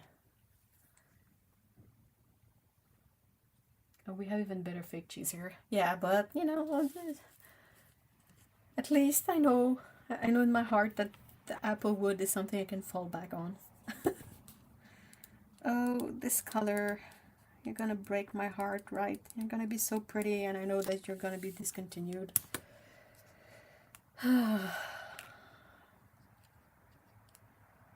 Man, being an artist is hard. You get your heart broken over pigments so regularly these days.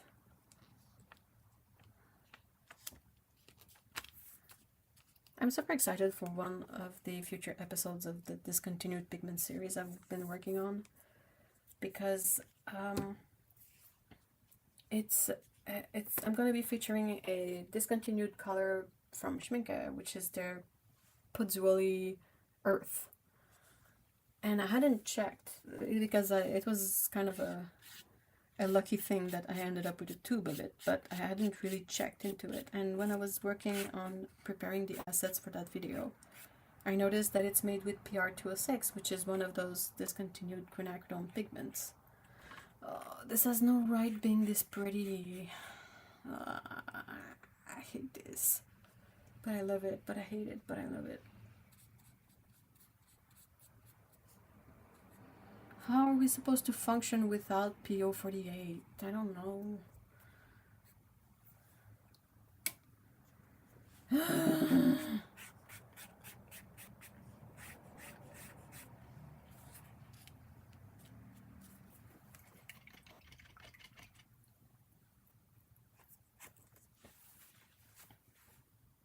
Holds your hand, I believe. I've never considered it just bechamel, but now I can't unthink it. I mean, that's how you get white gravy. It's bechamel.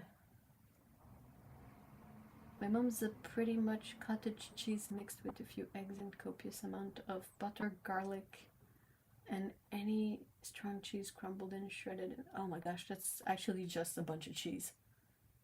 Not even potatoes in there.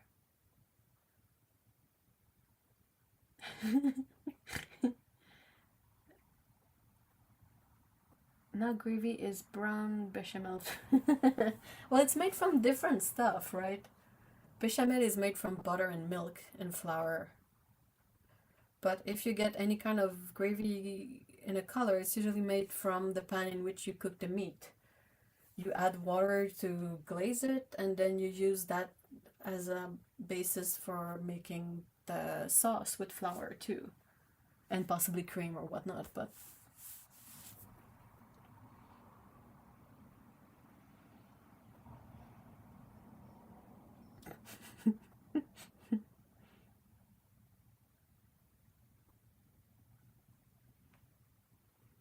I'm really thankful that Golden's manufacturer for PR83 is no longer... Oh, really? That was just for the acrylic one, or the oil one? Did they change it? Lesson 1, don't be afraid to use your art supplies. Lesson 2, make sure the only ones you use... Make sure the only you use that phrase really a bit.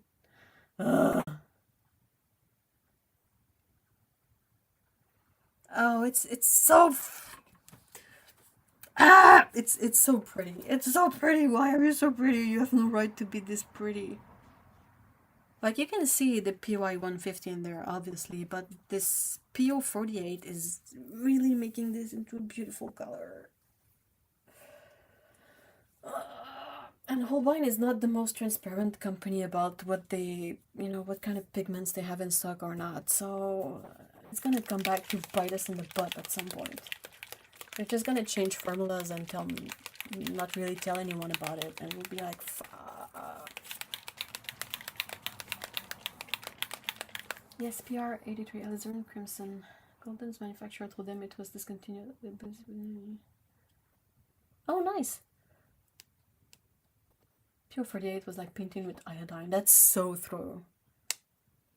Similar to PB60. Well, the PB60 thing, that was White Knights. And basically, they were not saying that the whole of the PB60 was discontinued, just that their particular supplier for their Indentron Blue was no longer gonna have the pigment. So that's kind of the difficult thing to figure out, because I don't think PR83 was ever gonna be discontinued per se, but maybe Golden's supplier was running low on that specific variant. And since companies like Golden, they like to be consistent with the hue of their paints, well, you kind of have to get the same pigment every time, You cannot exactly offer like big variants in pigment hue under the same color name, because that's not, that's not good. No, the scare was for the pigment. Oh, the whole thing.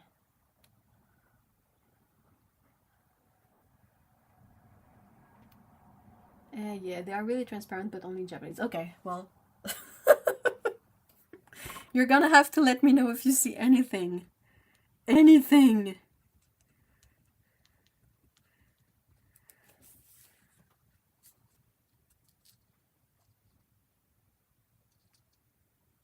This Golden supplier also had a discontinuation scare. Oh, of PB60. Okay. We don't like seeing our pigments go. Oh wow, this one has 3 pigments in it. What?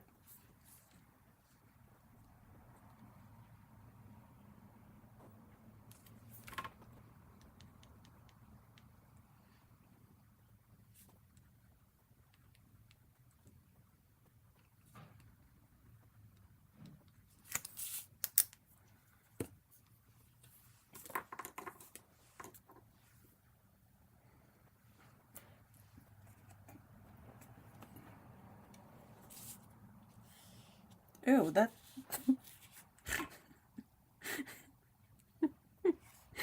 that water is not good. That was not good.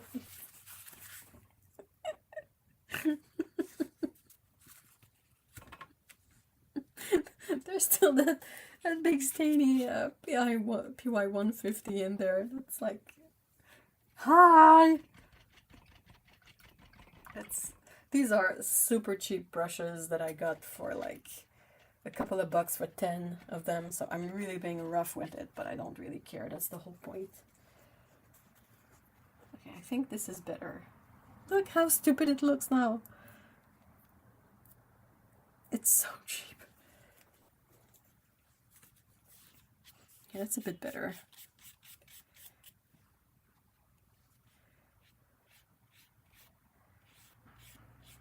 At least it's the right hue for a raw umber, even if it's a multiple pigment formula. I think they did that so that the colors wouldn't be as streaky, honestly. Because the raw sienna, raw umber, they tend to be really, really streaky in watercolor when you get the genuine stuff.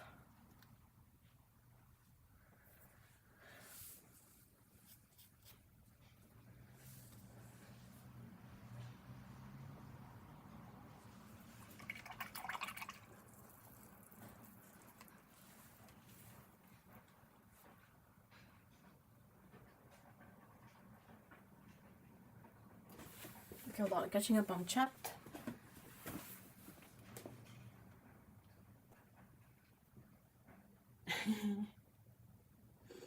Can I just say though, I'm super happy that Winsor Newton is discontinuing PY40.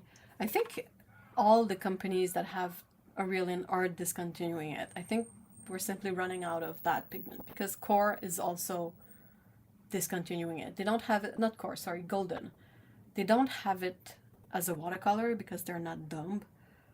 But yeah, I think the oil, was it? And yeah, I mean, I'm sad for historical reason because that's a historical color, but I'm not sad for practical reasons. Like, Aurelian is a stupid color.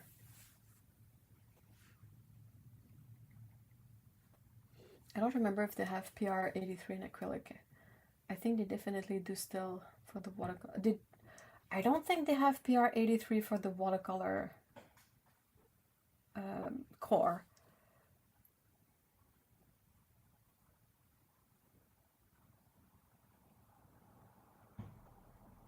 If pigments exist due to car industry, we'll end up with green wine.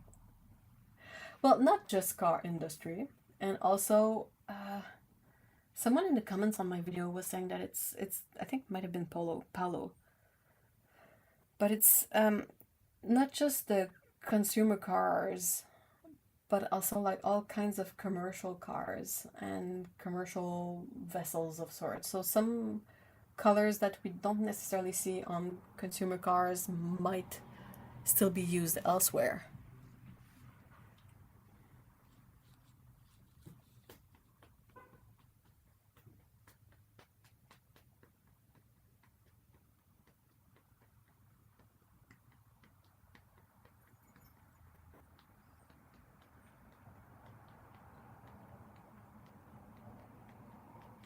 Eto's video is why I stopped patroning my local paint pusher. Wait, why? Hold on, there's a story here. Oh no, we are running out of PY40. Oh no. I mean, it's cobalt yellow, right? So if we have to choose a cobalt color to discontinue, I 1000% vote for cobalt yellow. And would rather have cobalt green, turquoise, teal, blue, like have those still and just dump the yellow. Let's focus all the cobalt on the right colors.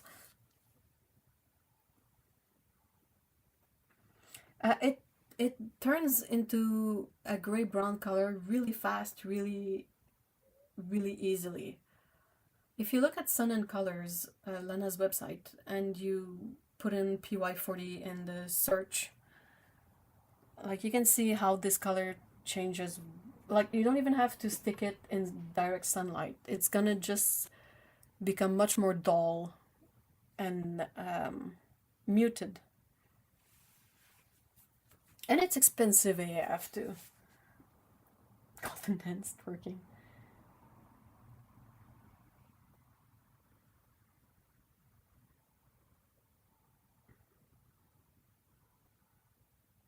Oh yeah, in the tube, like not even a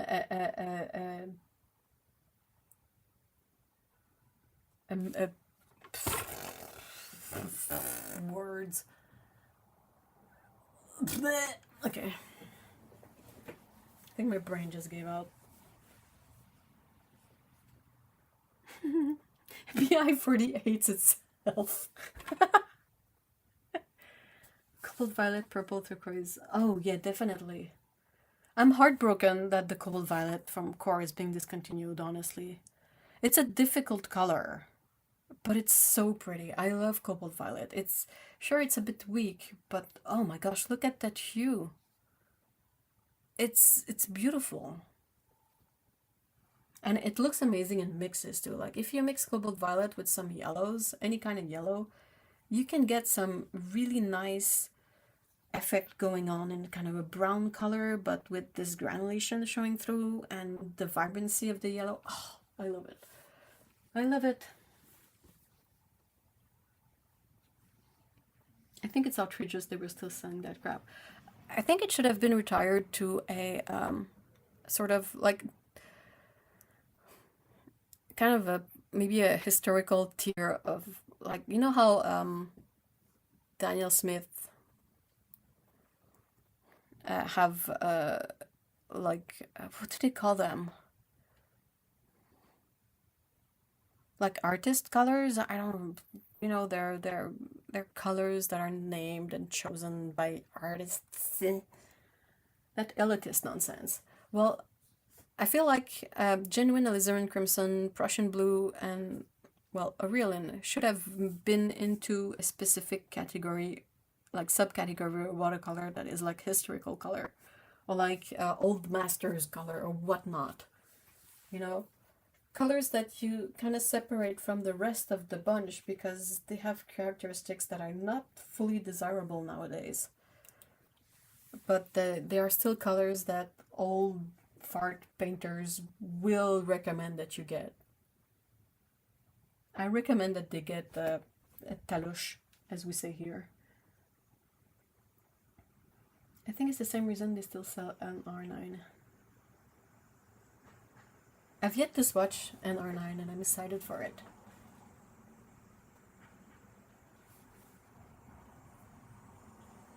I wish real Prussian blue problem could be fixed. I know there's a problem with Prussian blue, but I haven't never really seen it in person. I think of all the more fugitive color, it's one of the least dramatically fugitive.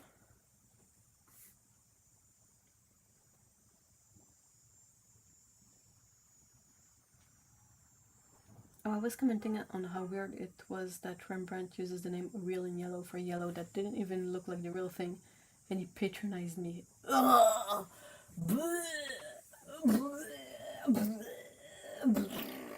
Oh, I hate being patronized about paint and pigments. Dude! Oh my gosh, if there is one thing in life that I somewhat feel confident about my factual knowledge of, it's stupid pigments. That's natural red 9. It's genuine rose madder.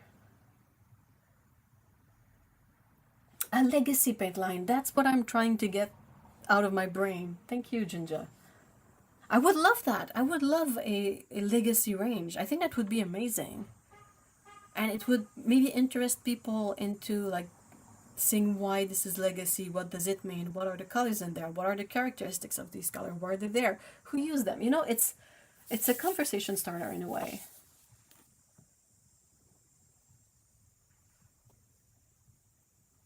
Oh, it was the real Aurelian, and it felt like he silently added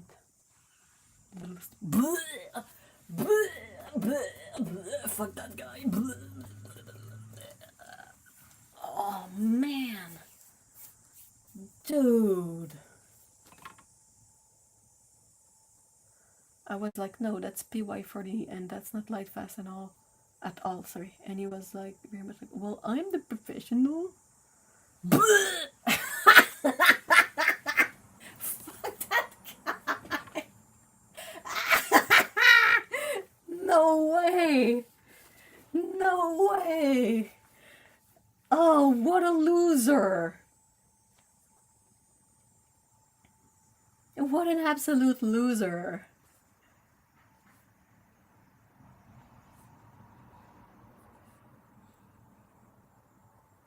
Oh no, why are Lena is suffering from the auto curse?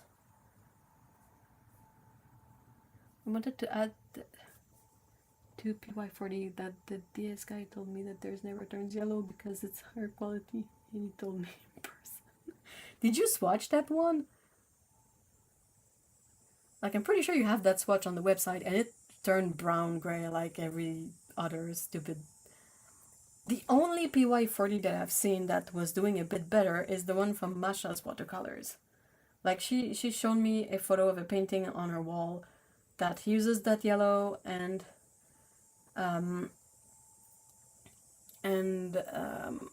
like, the painting has been there for a while and there's no visible fading, but it's still PY40. Like, you gotta plan your framing of that color around the fact that it's possibly gonna fade.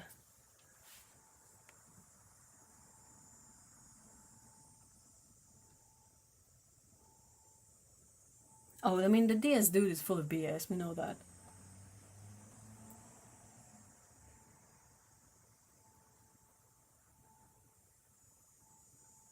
Oh, I haven't tried the Discord corner thingy with this current setup.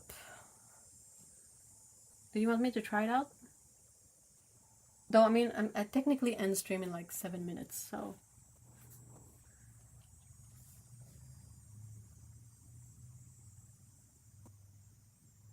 That's... YouTube is not great. Wait! No way! What?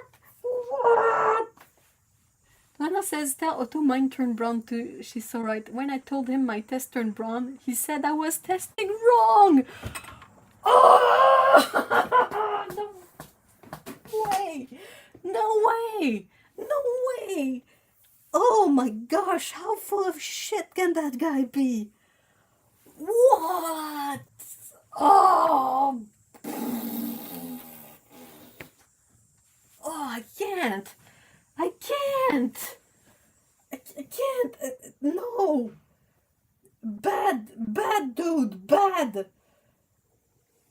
What the oh my gosh! Oh, I'm dying. Why does the DS dude go out of his way to lie all the time? Like, what's his angle? Does he think that's gonna win people over? He's just... he's such a douche. He is, right? A DS dude should be pen pal. Oh, they would definitely get along. Oh my... What?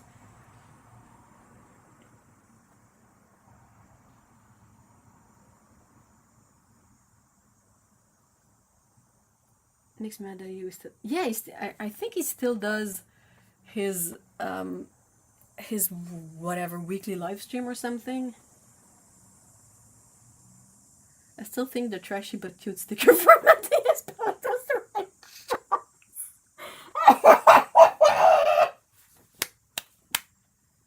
Oh my god, that's excellent. That's couldn't have found a better sticker. If Dr. Otokano, if I hadn't cancelled them years ago. Oh! Please make DS Dude in merch.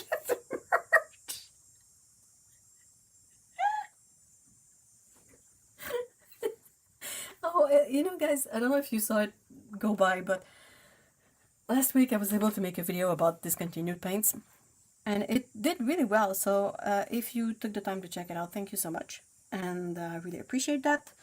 I want to make more about this topic because that's something that I realized that, like, through all my brain struggles, I found that learning about discontinued pigment is something that I actually do enjoy, so I want to make more. But in the comments, someone was like, oh, this is really cool, please do Daniel Smith next. And I paused in my brain. I was like, oh no. Like, various factors. I don't think Daniel Smith has the same kind of page setup as Golden does, where they list like the full state of their pigments, whether something is discontinued or not. But also, I don't like Daniel Smith in terms of a general company. And I don't really see myself emailing any of the clowns over there over what pigments they have that is discontinued or not, because I don't feel like I can trust what they will tell me. And I remember too when I would hang out in the live streams, they would be so condescending to me because I was not like a fine arts painter or whatever shit. You know, I would ask questions and they would answer as if I didn't know the difference between paint and piss. Oh, sorry.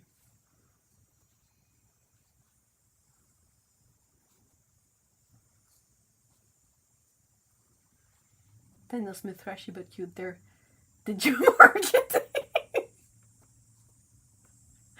If you make the merch, I will buy them and place it all around the back. Oh, can you imagine? Oh, that would be amazing. Like you have a round cushion, and it's basically a target with a random white American dude in the target. Gee, I wonder who that is. And you can punch the pillow when you feel mad. Oh, that would be good.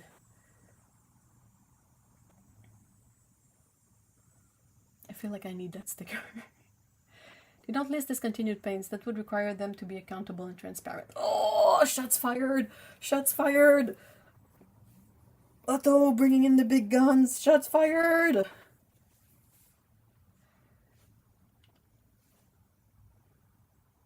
A British word that fits is smarmy. DSB. You guys are on fire. Oh my gosh, you're being brilliant, all of you. Do you remember when we used to go into the live stream together? He blanked. Oh, seriously. And do you remember how condescending all the elitist Karens in there were? I was just like, the same kind of vibe that Lise had with the stupid dude from the local place. Super patronizing, super condescending, and you're like, why do you assume that I don't know anything about paint? Like, I'm in a paint live stream. What the... Blech. Anyone see Lana's comments? I don't. Oh, this is annoying. It's that he doesn't... He just wants to sell. He wants the company to be successful and earn money. That's basically all there is to it. He doesn't come from a place of passion about painting because, as far as I know, he was not a painter initially. And he bought the company, and he seems to be doing okay at promoting the products, but he doesn't... His heart is not into the paint itself, you know. Also, the people in those live stream, you, yeah, it's so good to have the fam together. It is. Would be great if Lana could chime in, but that's YouTube being a pain in the butt.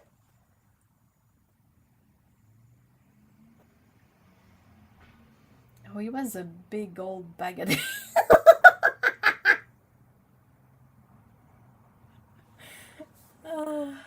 I hate it. Oh man, that was some legit good drama. You know, it doesn't happen often in the watercolor world, but when it does, it's something to remember.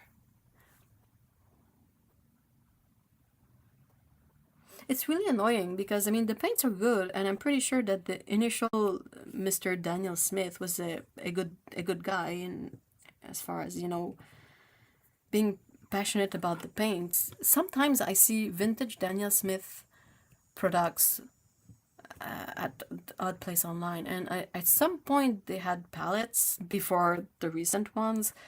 They sold dry pigments at some point too, I saw. Like, they used to be really more about the artistry of the paints rather than just selling paints.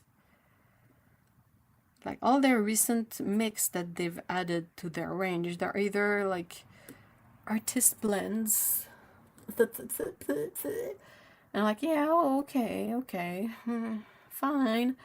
Or, you know, like, oh, we're gonna do what Holbein does and sell like a lavender and a lilac color. And you're like, yeah, okay, but Holbein's been doing it for decades, but you know. And people still say that Holbein is not, like, it's not a serious company, and I like, go sit on a rake.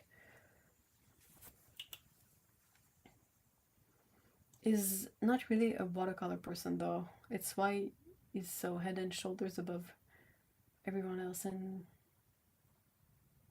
drama level. What do you mean? He's just there for quarterly budget reason and fast growth, like those upper people in Wizards of the Coast after Hasbro. Oh yeah, you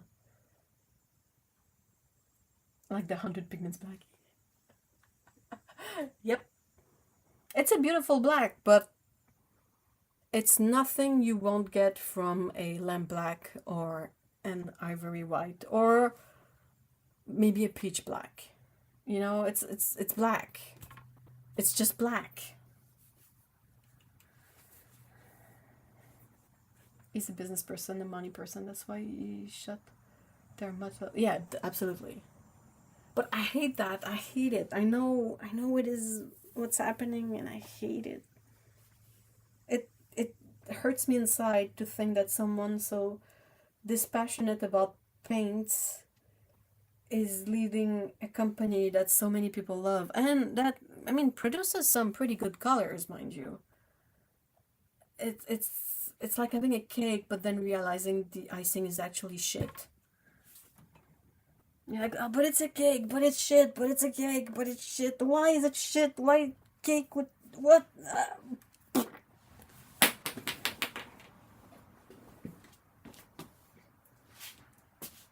I got so animated that I lost my earbud. Anna says, it was so weird to meet him in person, like meeting a questionable famous person. Like, you want to talk to him, but also know there's lots of BS coming. Well, at least you can ready yourself. You can be there with your arsenal against BS. Also, he lost the race in the super granulating paints, and he had the edge. Schminke really outdid them with colors. Oh yeah. And Schminke took, at least it took the honest route, you know? Like, yeah, some of their colors are possibly a bit lackluster and not super vibrant, but they didn't try to bullshit us by adding like dioxazine in there and being like, no, this is 100% amethyst paint. Uh-huh. Yeah. For sure, bro. For sure.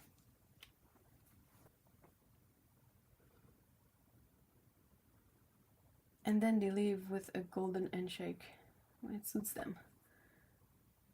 Oh, I can't see Lana's comment, but I can't mention her. That's so weird. I hate it because I love their colors. There are some colors that I cannot replace out of my studio palette with another brand. Yeah, exactly. They have, what? They have 200 something paints easily. And a lot of the paints in there are not necessarily pigments you would find elsewhere. Mind you, not all of their pigments are, in my opinion, the best version of a specific pigment. Like their PR168, I don't think is the prettiest, Anthraquinone Scarlet. I think Core still has the upper end for that specific paint. But they have a lot of colors that are really nice.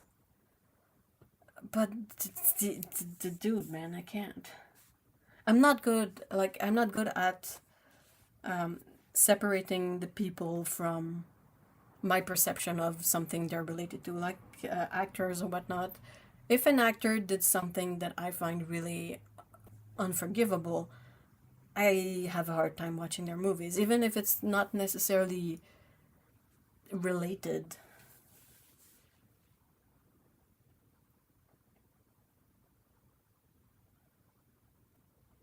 Lena says, to be honest, I'd rather meet any of you in person. Oh, definitely. Dude, that's a no-brainer. If I get the choice between meeting DS Dude and any of you guys, I will the person won't even be able to finish the offer that I'll be saying. I want to meet the friends from the channel and from the community. Oh, that phthalo yeah, that too. You know, the world's first and single phthalo. What a load of BS. All we want is transparency and truth, and the guy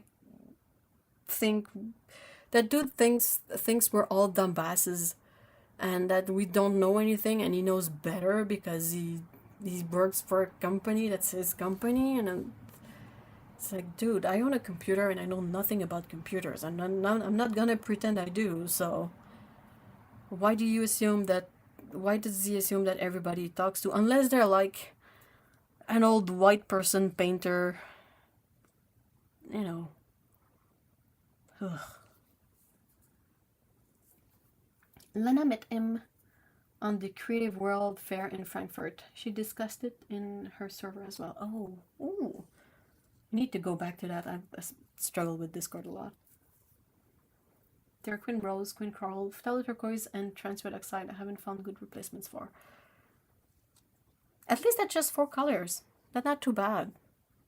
Like, your palette has 11 colors. If 4 of them are Daniel Smith, that means the other colors are from other companies. So that's fair. It's good. Queen Coral is very pretty. In general, that PR209 pigment, that's so pretty. I really like DS Paint in general, but I gotta say I'm glad to know they're not my only choice here. Yeah, and I'm like, we have Roman Schmal now, which is like a very big range of paints, and they are technically supposed to be coming out with new colors this fall and possibly 2 paints. And I'm like, yes, please, Roman. Yes. Yes. Take the world by storm. Let's go. Core paints are lovely, but the range is very, very small in comparison. And they're discontinuing a bunch of colors, and yeah, it's a bit more limiting.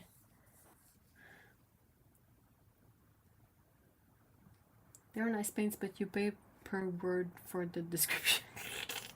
I thought they'd be so much cheaper in the States, and when we were in California, I got a few too. Got home and realized it was only pennies difference. They used to be really affordable, not now.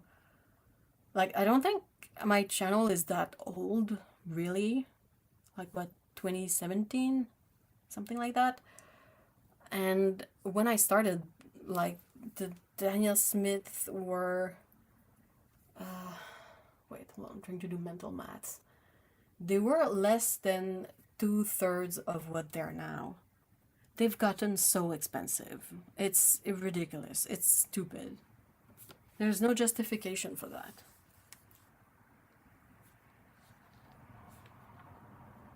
Lana says, I shared the info in Ev's Discord. Oh, thank you so much, Lana. Heck, even Romer Schmal assumes that he uses. Wait, what? Roman Schmal assumes that Daniel Smith uses optical brighteners? If so, that's hilarious. If so, that's the kind of fun things I will think about before I get to sleep.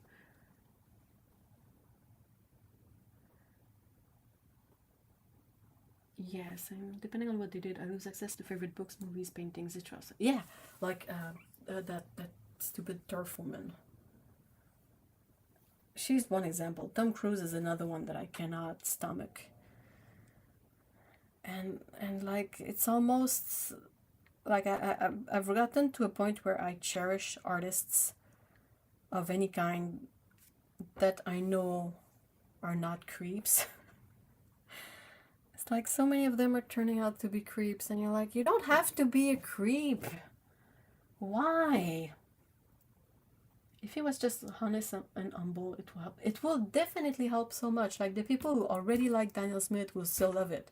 And the people like me, like you guys, who are really annoyed by the company would completely, I mean, maybe not switch around at this point, but if he had been honest and humble from the beginning, would still be with the company and would still support that company.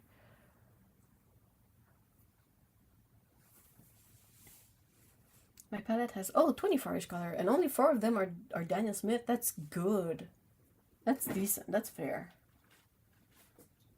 I mean, your work is really color based, so I understand how important having the exact colors that you like in there, like that's super important. And if only 4 of them on Daniel Smith, that's okay. That's a good ratio. Hey, Salome, hi! Just some old school honesty and being a bit forthcoming would go a long way, definitely. I'll share just one more time. Oh yeah, the link to the Discord.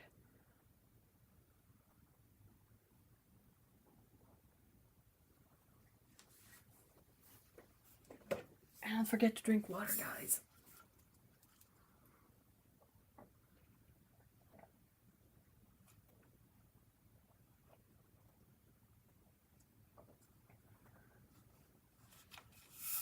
Whew. I'm getting so agitated, I'm getting hot.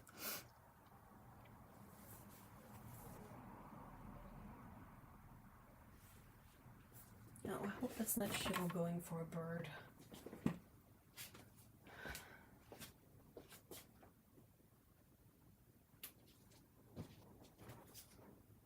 Oh, okay, that's not Shiro going for a bird. She's being super adorable.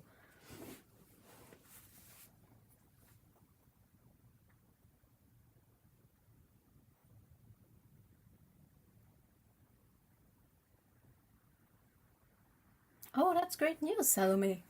Congrats. Well, I think I can keep the stream for a couple more minutes, but I can also stick my reference squares on the bottles.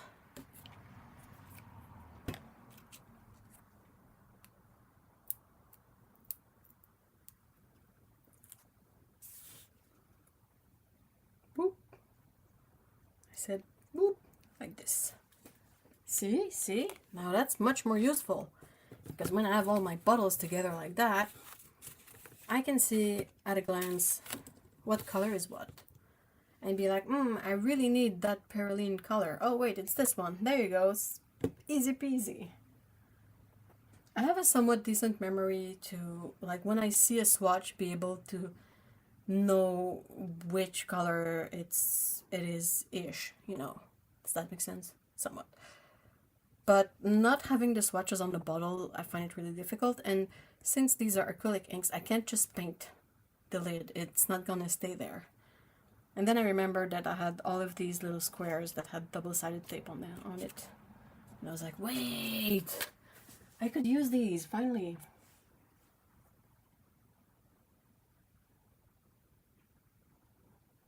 No one expected watercolors to bring so much drama.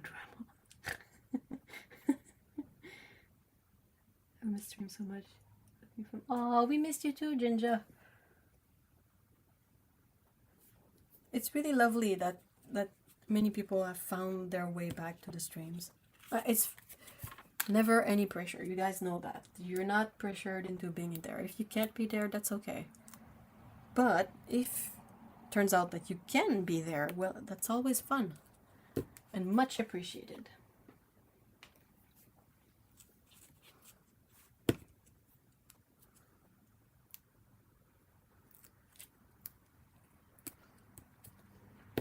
I gotta say, their ultramarine blue, first of all, when I swatched it the first time, so some time ago, I immediately thought of Otto. And then the second thought that came into my head was how pretty this color is. It's more of an opaque color, but it's so rich and matte and beautiful. Like, how pretty is this color? It's beyond words.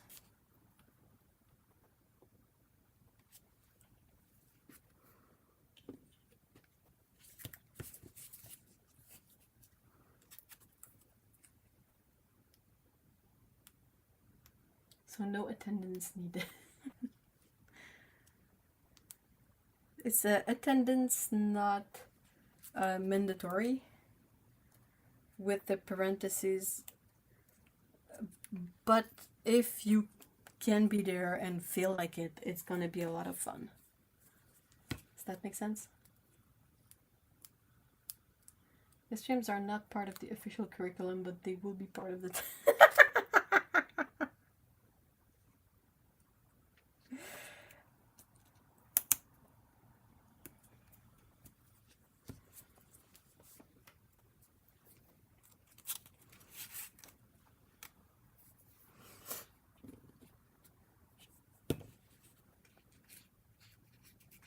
My boss used to have mandatory fun meetings. What are those? What is that?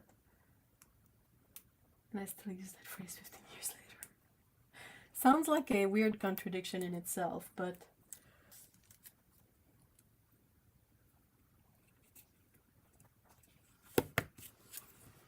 we have something in French. I don't know if there's an English expression for it. Probably, I just don't know what it is, but sorry. I think it's maybe happy hour or something. But in French, we have an expression that goes like this. It's 5 à 7, basically 5 to 7. And it refers to that period of time, like after work. Not really anymore, but maybe 50 years ago that was after work. Like from 5 p.m. to 7 p.m. Where people would, you know, maybe go out in a bar, have a beer before going home. And this is kind of what I feel like mandatory fun meeting would be, like a mandatory 5 à 7. I used to hate those because I don't drink and I hate bars. And I just, like, when my work day is done, I just want to go home, okay? Like, I spend my whole day waiting for the moment I can go home. So if you tell me to have a mandatory work thing to attend to, I'm not gonna be happy.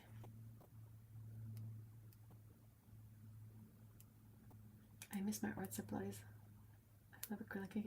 Acrylic ink is quite awesome, to be honest. I haven't used it a lot and I want to use it more, but I really like it. Have fun or else! Yeah, exactly. Like, we'd all go bowling and attendance was mandatory. This was oh my gosh. Was it actually fun or was it more of a, you know, a chore? Oh, I used to hate that. Would always like it would be like, okay, after work on this Friday we're gonna go to a restaurant, then the whole company is gonna go bowling.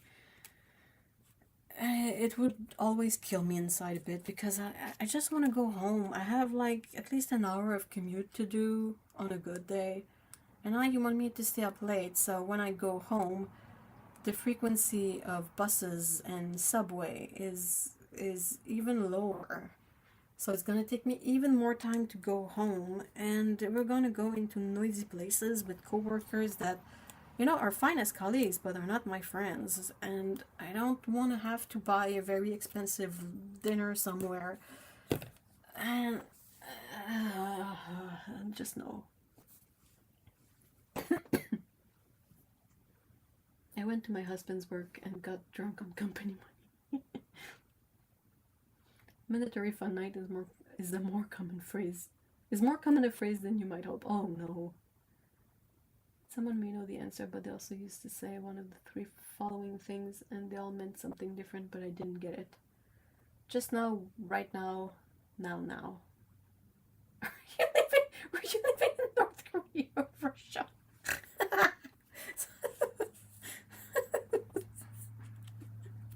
Oh no.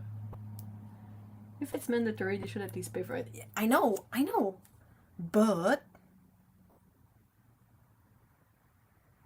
no, I hated it. It was such a weird combination of, you know, we would have quotas to do in terms of work, and whenever they would have a company lunch or a company mandatory fun thingamajig, it was never really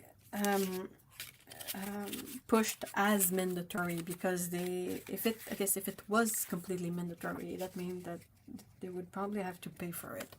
But you always felt like you had to go, or they would look at you the wrong way, and I just always hated it, especially for lunches, because it was like, I brought my lunch because I don't earn a lot of money doing this stupid job, and I don't want to go to a restaurant where nothing is to my tastes. And it also costs an arm and a leg, because of course this office is in a weird area of the city that's super expensive. And lunch is gonna take twice the time or more than what I'm allotted technically for lunch. And I usually just eat lunch at my desk and go right back to work if I stop at all. So no, I'm not interested into going anywhere for lunch. But you're kind of twisting my arm here. I would always hate it. Like for birthdays, we're like, oh, it's so and so's birthday, so we're going to the restaurant. And I was also always like, well, have fun, happy birthday. I don't, not that I don't care about the person's birthday, but I have work to do. And this is not an environment where I feel like I can take this liberty of going to eat somewhere for so and so's birthday and not, you know, be late on work. It was shit. I didn't like that. The fact they make you boggles me. Hey, and they made you pay for it. Yep. Maybe occasionally in some very rare instances they would pay for it, but it might have been a thing like, oh, this is the Christmas company dinner, so we pay for the dinner, but you pay for your alcohol. All right. Just now, just happened, past tense, right now, currently, present tense, now. Immediate future, what?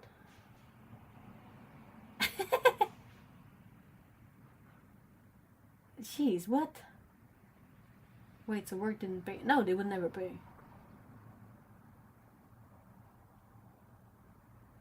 Mandatory meeting tomorrow starting at punch out time. Nope. And you know those big parties and it's super noisy and like you want to leave but you're like, I'm not very good in these social settings anyway. Like it's not exactly my strong suit. And then you're like, okay, this is a work meeting, and you're like, all right, I'm done. Like this is noisy. I have nothing to say. I don't have any friends here per se, and I'm leaving. And you're like, okay, so now I'm leaving. What is expected of me to do since I'm leaving? Do I have to go to the boss and tell them like, hey, I'm leaving. Thank you for the party. Blah blah blah. Like it was a nightmare, whichever way you look at it.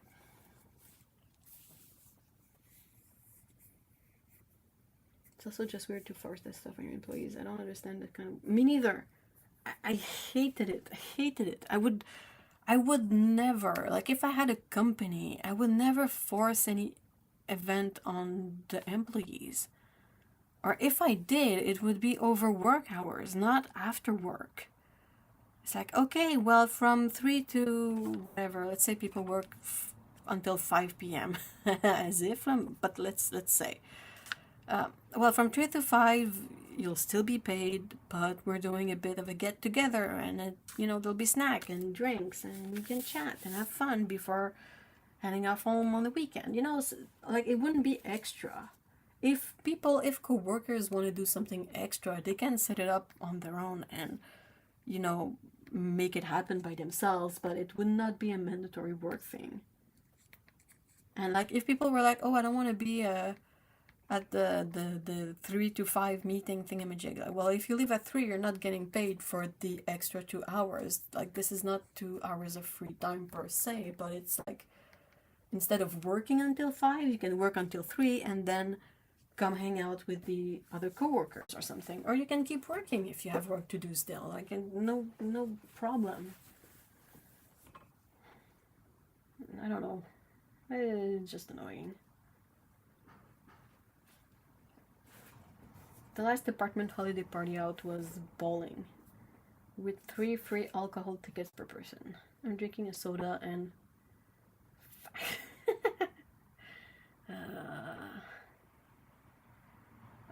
make it, if you're paying for it, make it during the day. Like after lunch, everybody, we go bowling. And then you can head home at the same time you usually do. Like it's not...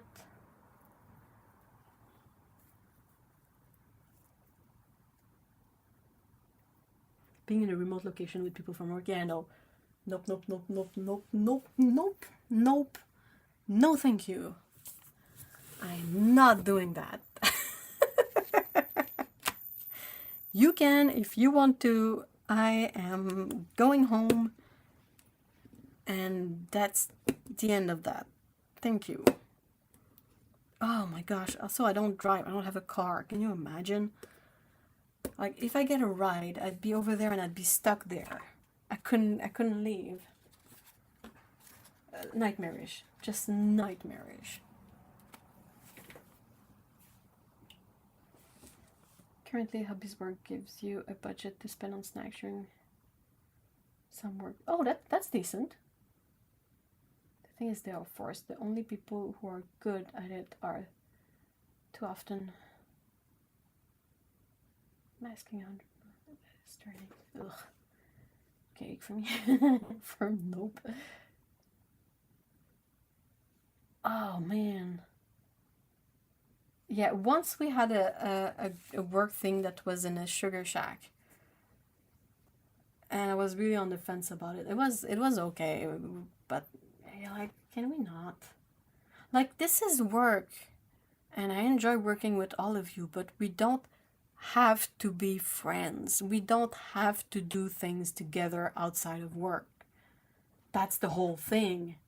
And if it turns out that I make some friendships with some of the people that work here, well, we might decide on our own after work one day, hey, on this day we would like to go to whatever restaurant. Do you want to come along? And if they're my friends and I feel like it, I'm gonna be, yeah, sure, that sounds like fun.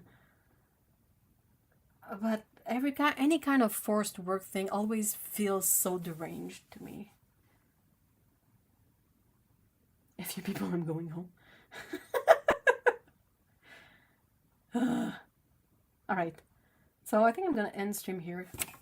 My voice is getting shot. I need to drink more water, definitely. So thank you so much, guys, for being here today. I will keep on making. I can show the colors quickly, but I will make also the swatches for these. I have quinacridone burnt orange. Oh, our friend PR26, why are you leaving us? Why? Cue some more heartbreak, but then I have quinacridone Nicolazo Gold, Pure 48 PY 150. Then I have Phthalo Turquoise. This one is not going anywhere. Sap Green Hue, Cobalt Turquoise, Teal, which is a mix and not actual teal or anything.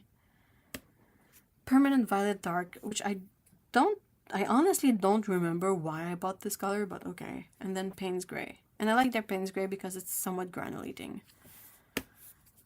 And then I have some of the high flow ones that I don't know yet if I'll swatch because they don't have a flat cap, they have a twist cap. Like this, so I can't exactly stick a swatch on top. So I don't know what I'll do about these, but yeah. And that's it. That's the plan. Thank you so much for hanging out today, guys. It was a lot of fun. We had a good family meeting today.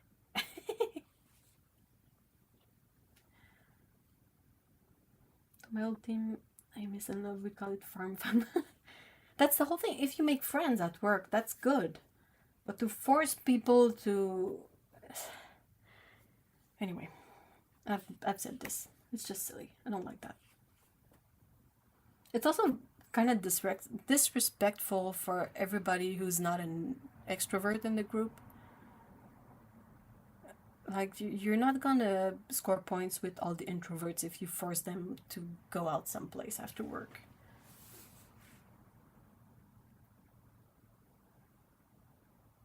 Clear packing tape on the pointy ones. I'll think about it. That's not a bad idea at all. Or I might just stick the thingamajig on the side, possibly, but I'll see. And yeah, thank you so much, guys, for being here. See you in the next one, hopefully next week. And until I'm done, you can tell I'm done. Until then, we will see each other on the Discord. And I'll see about updating the link in the description if the current link doesn't work. And that's it. So from me, from all the cats, Peko, Scout, and Shiro, have a good weekend and see y'all next time. Bye!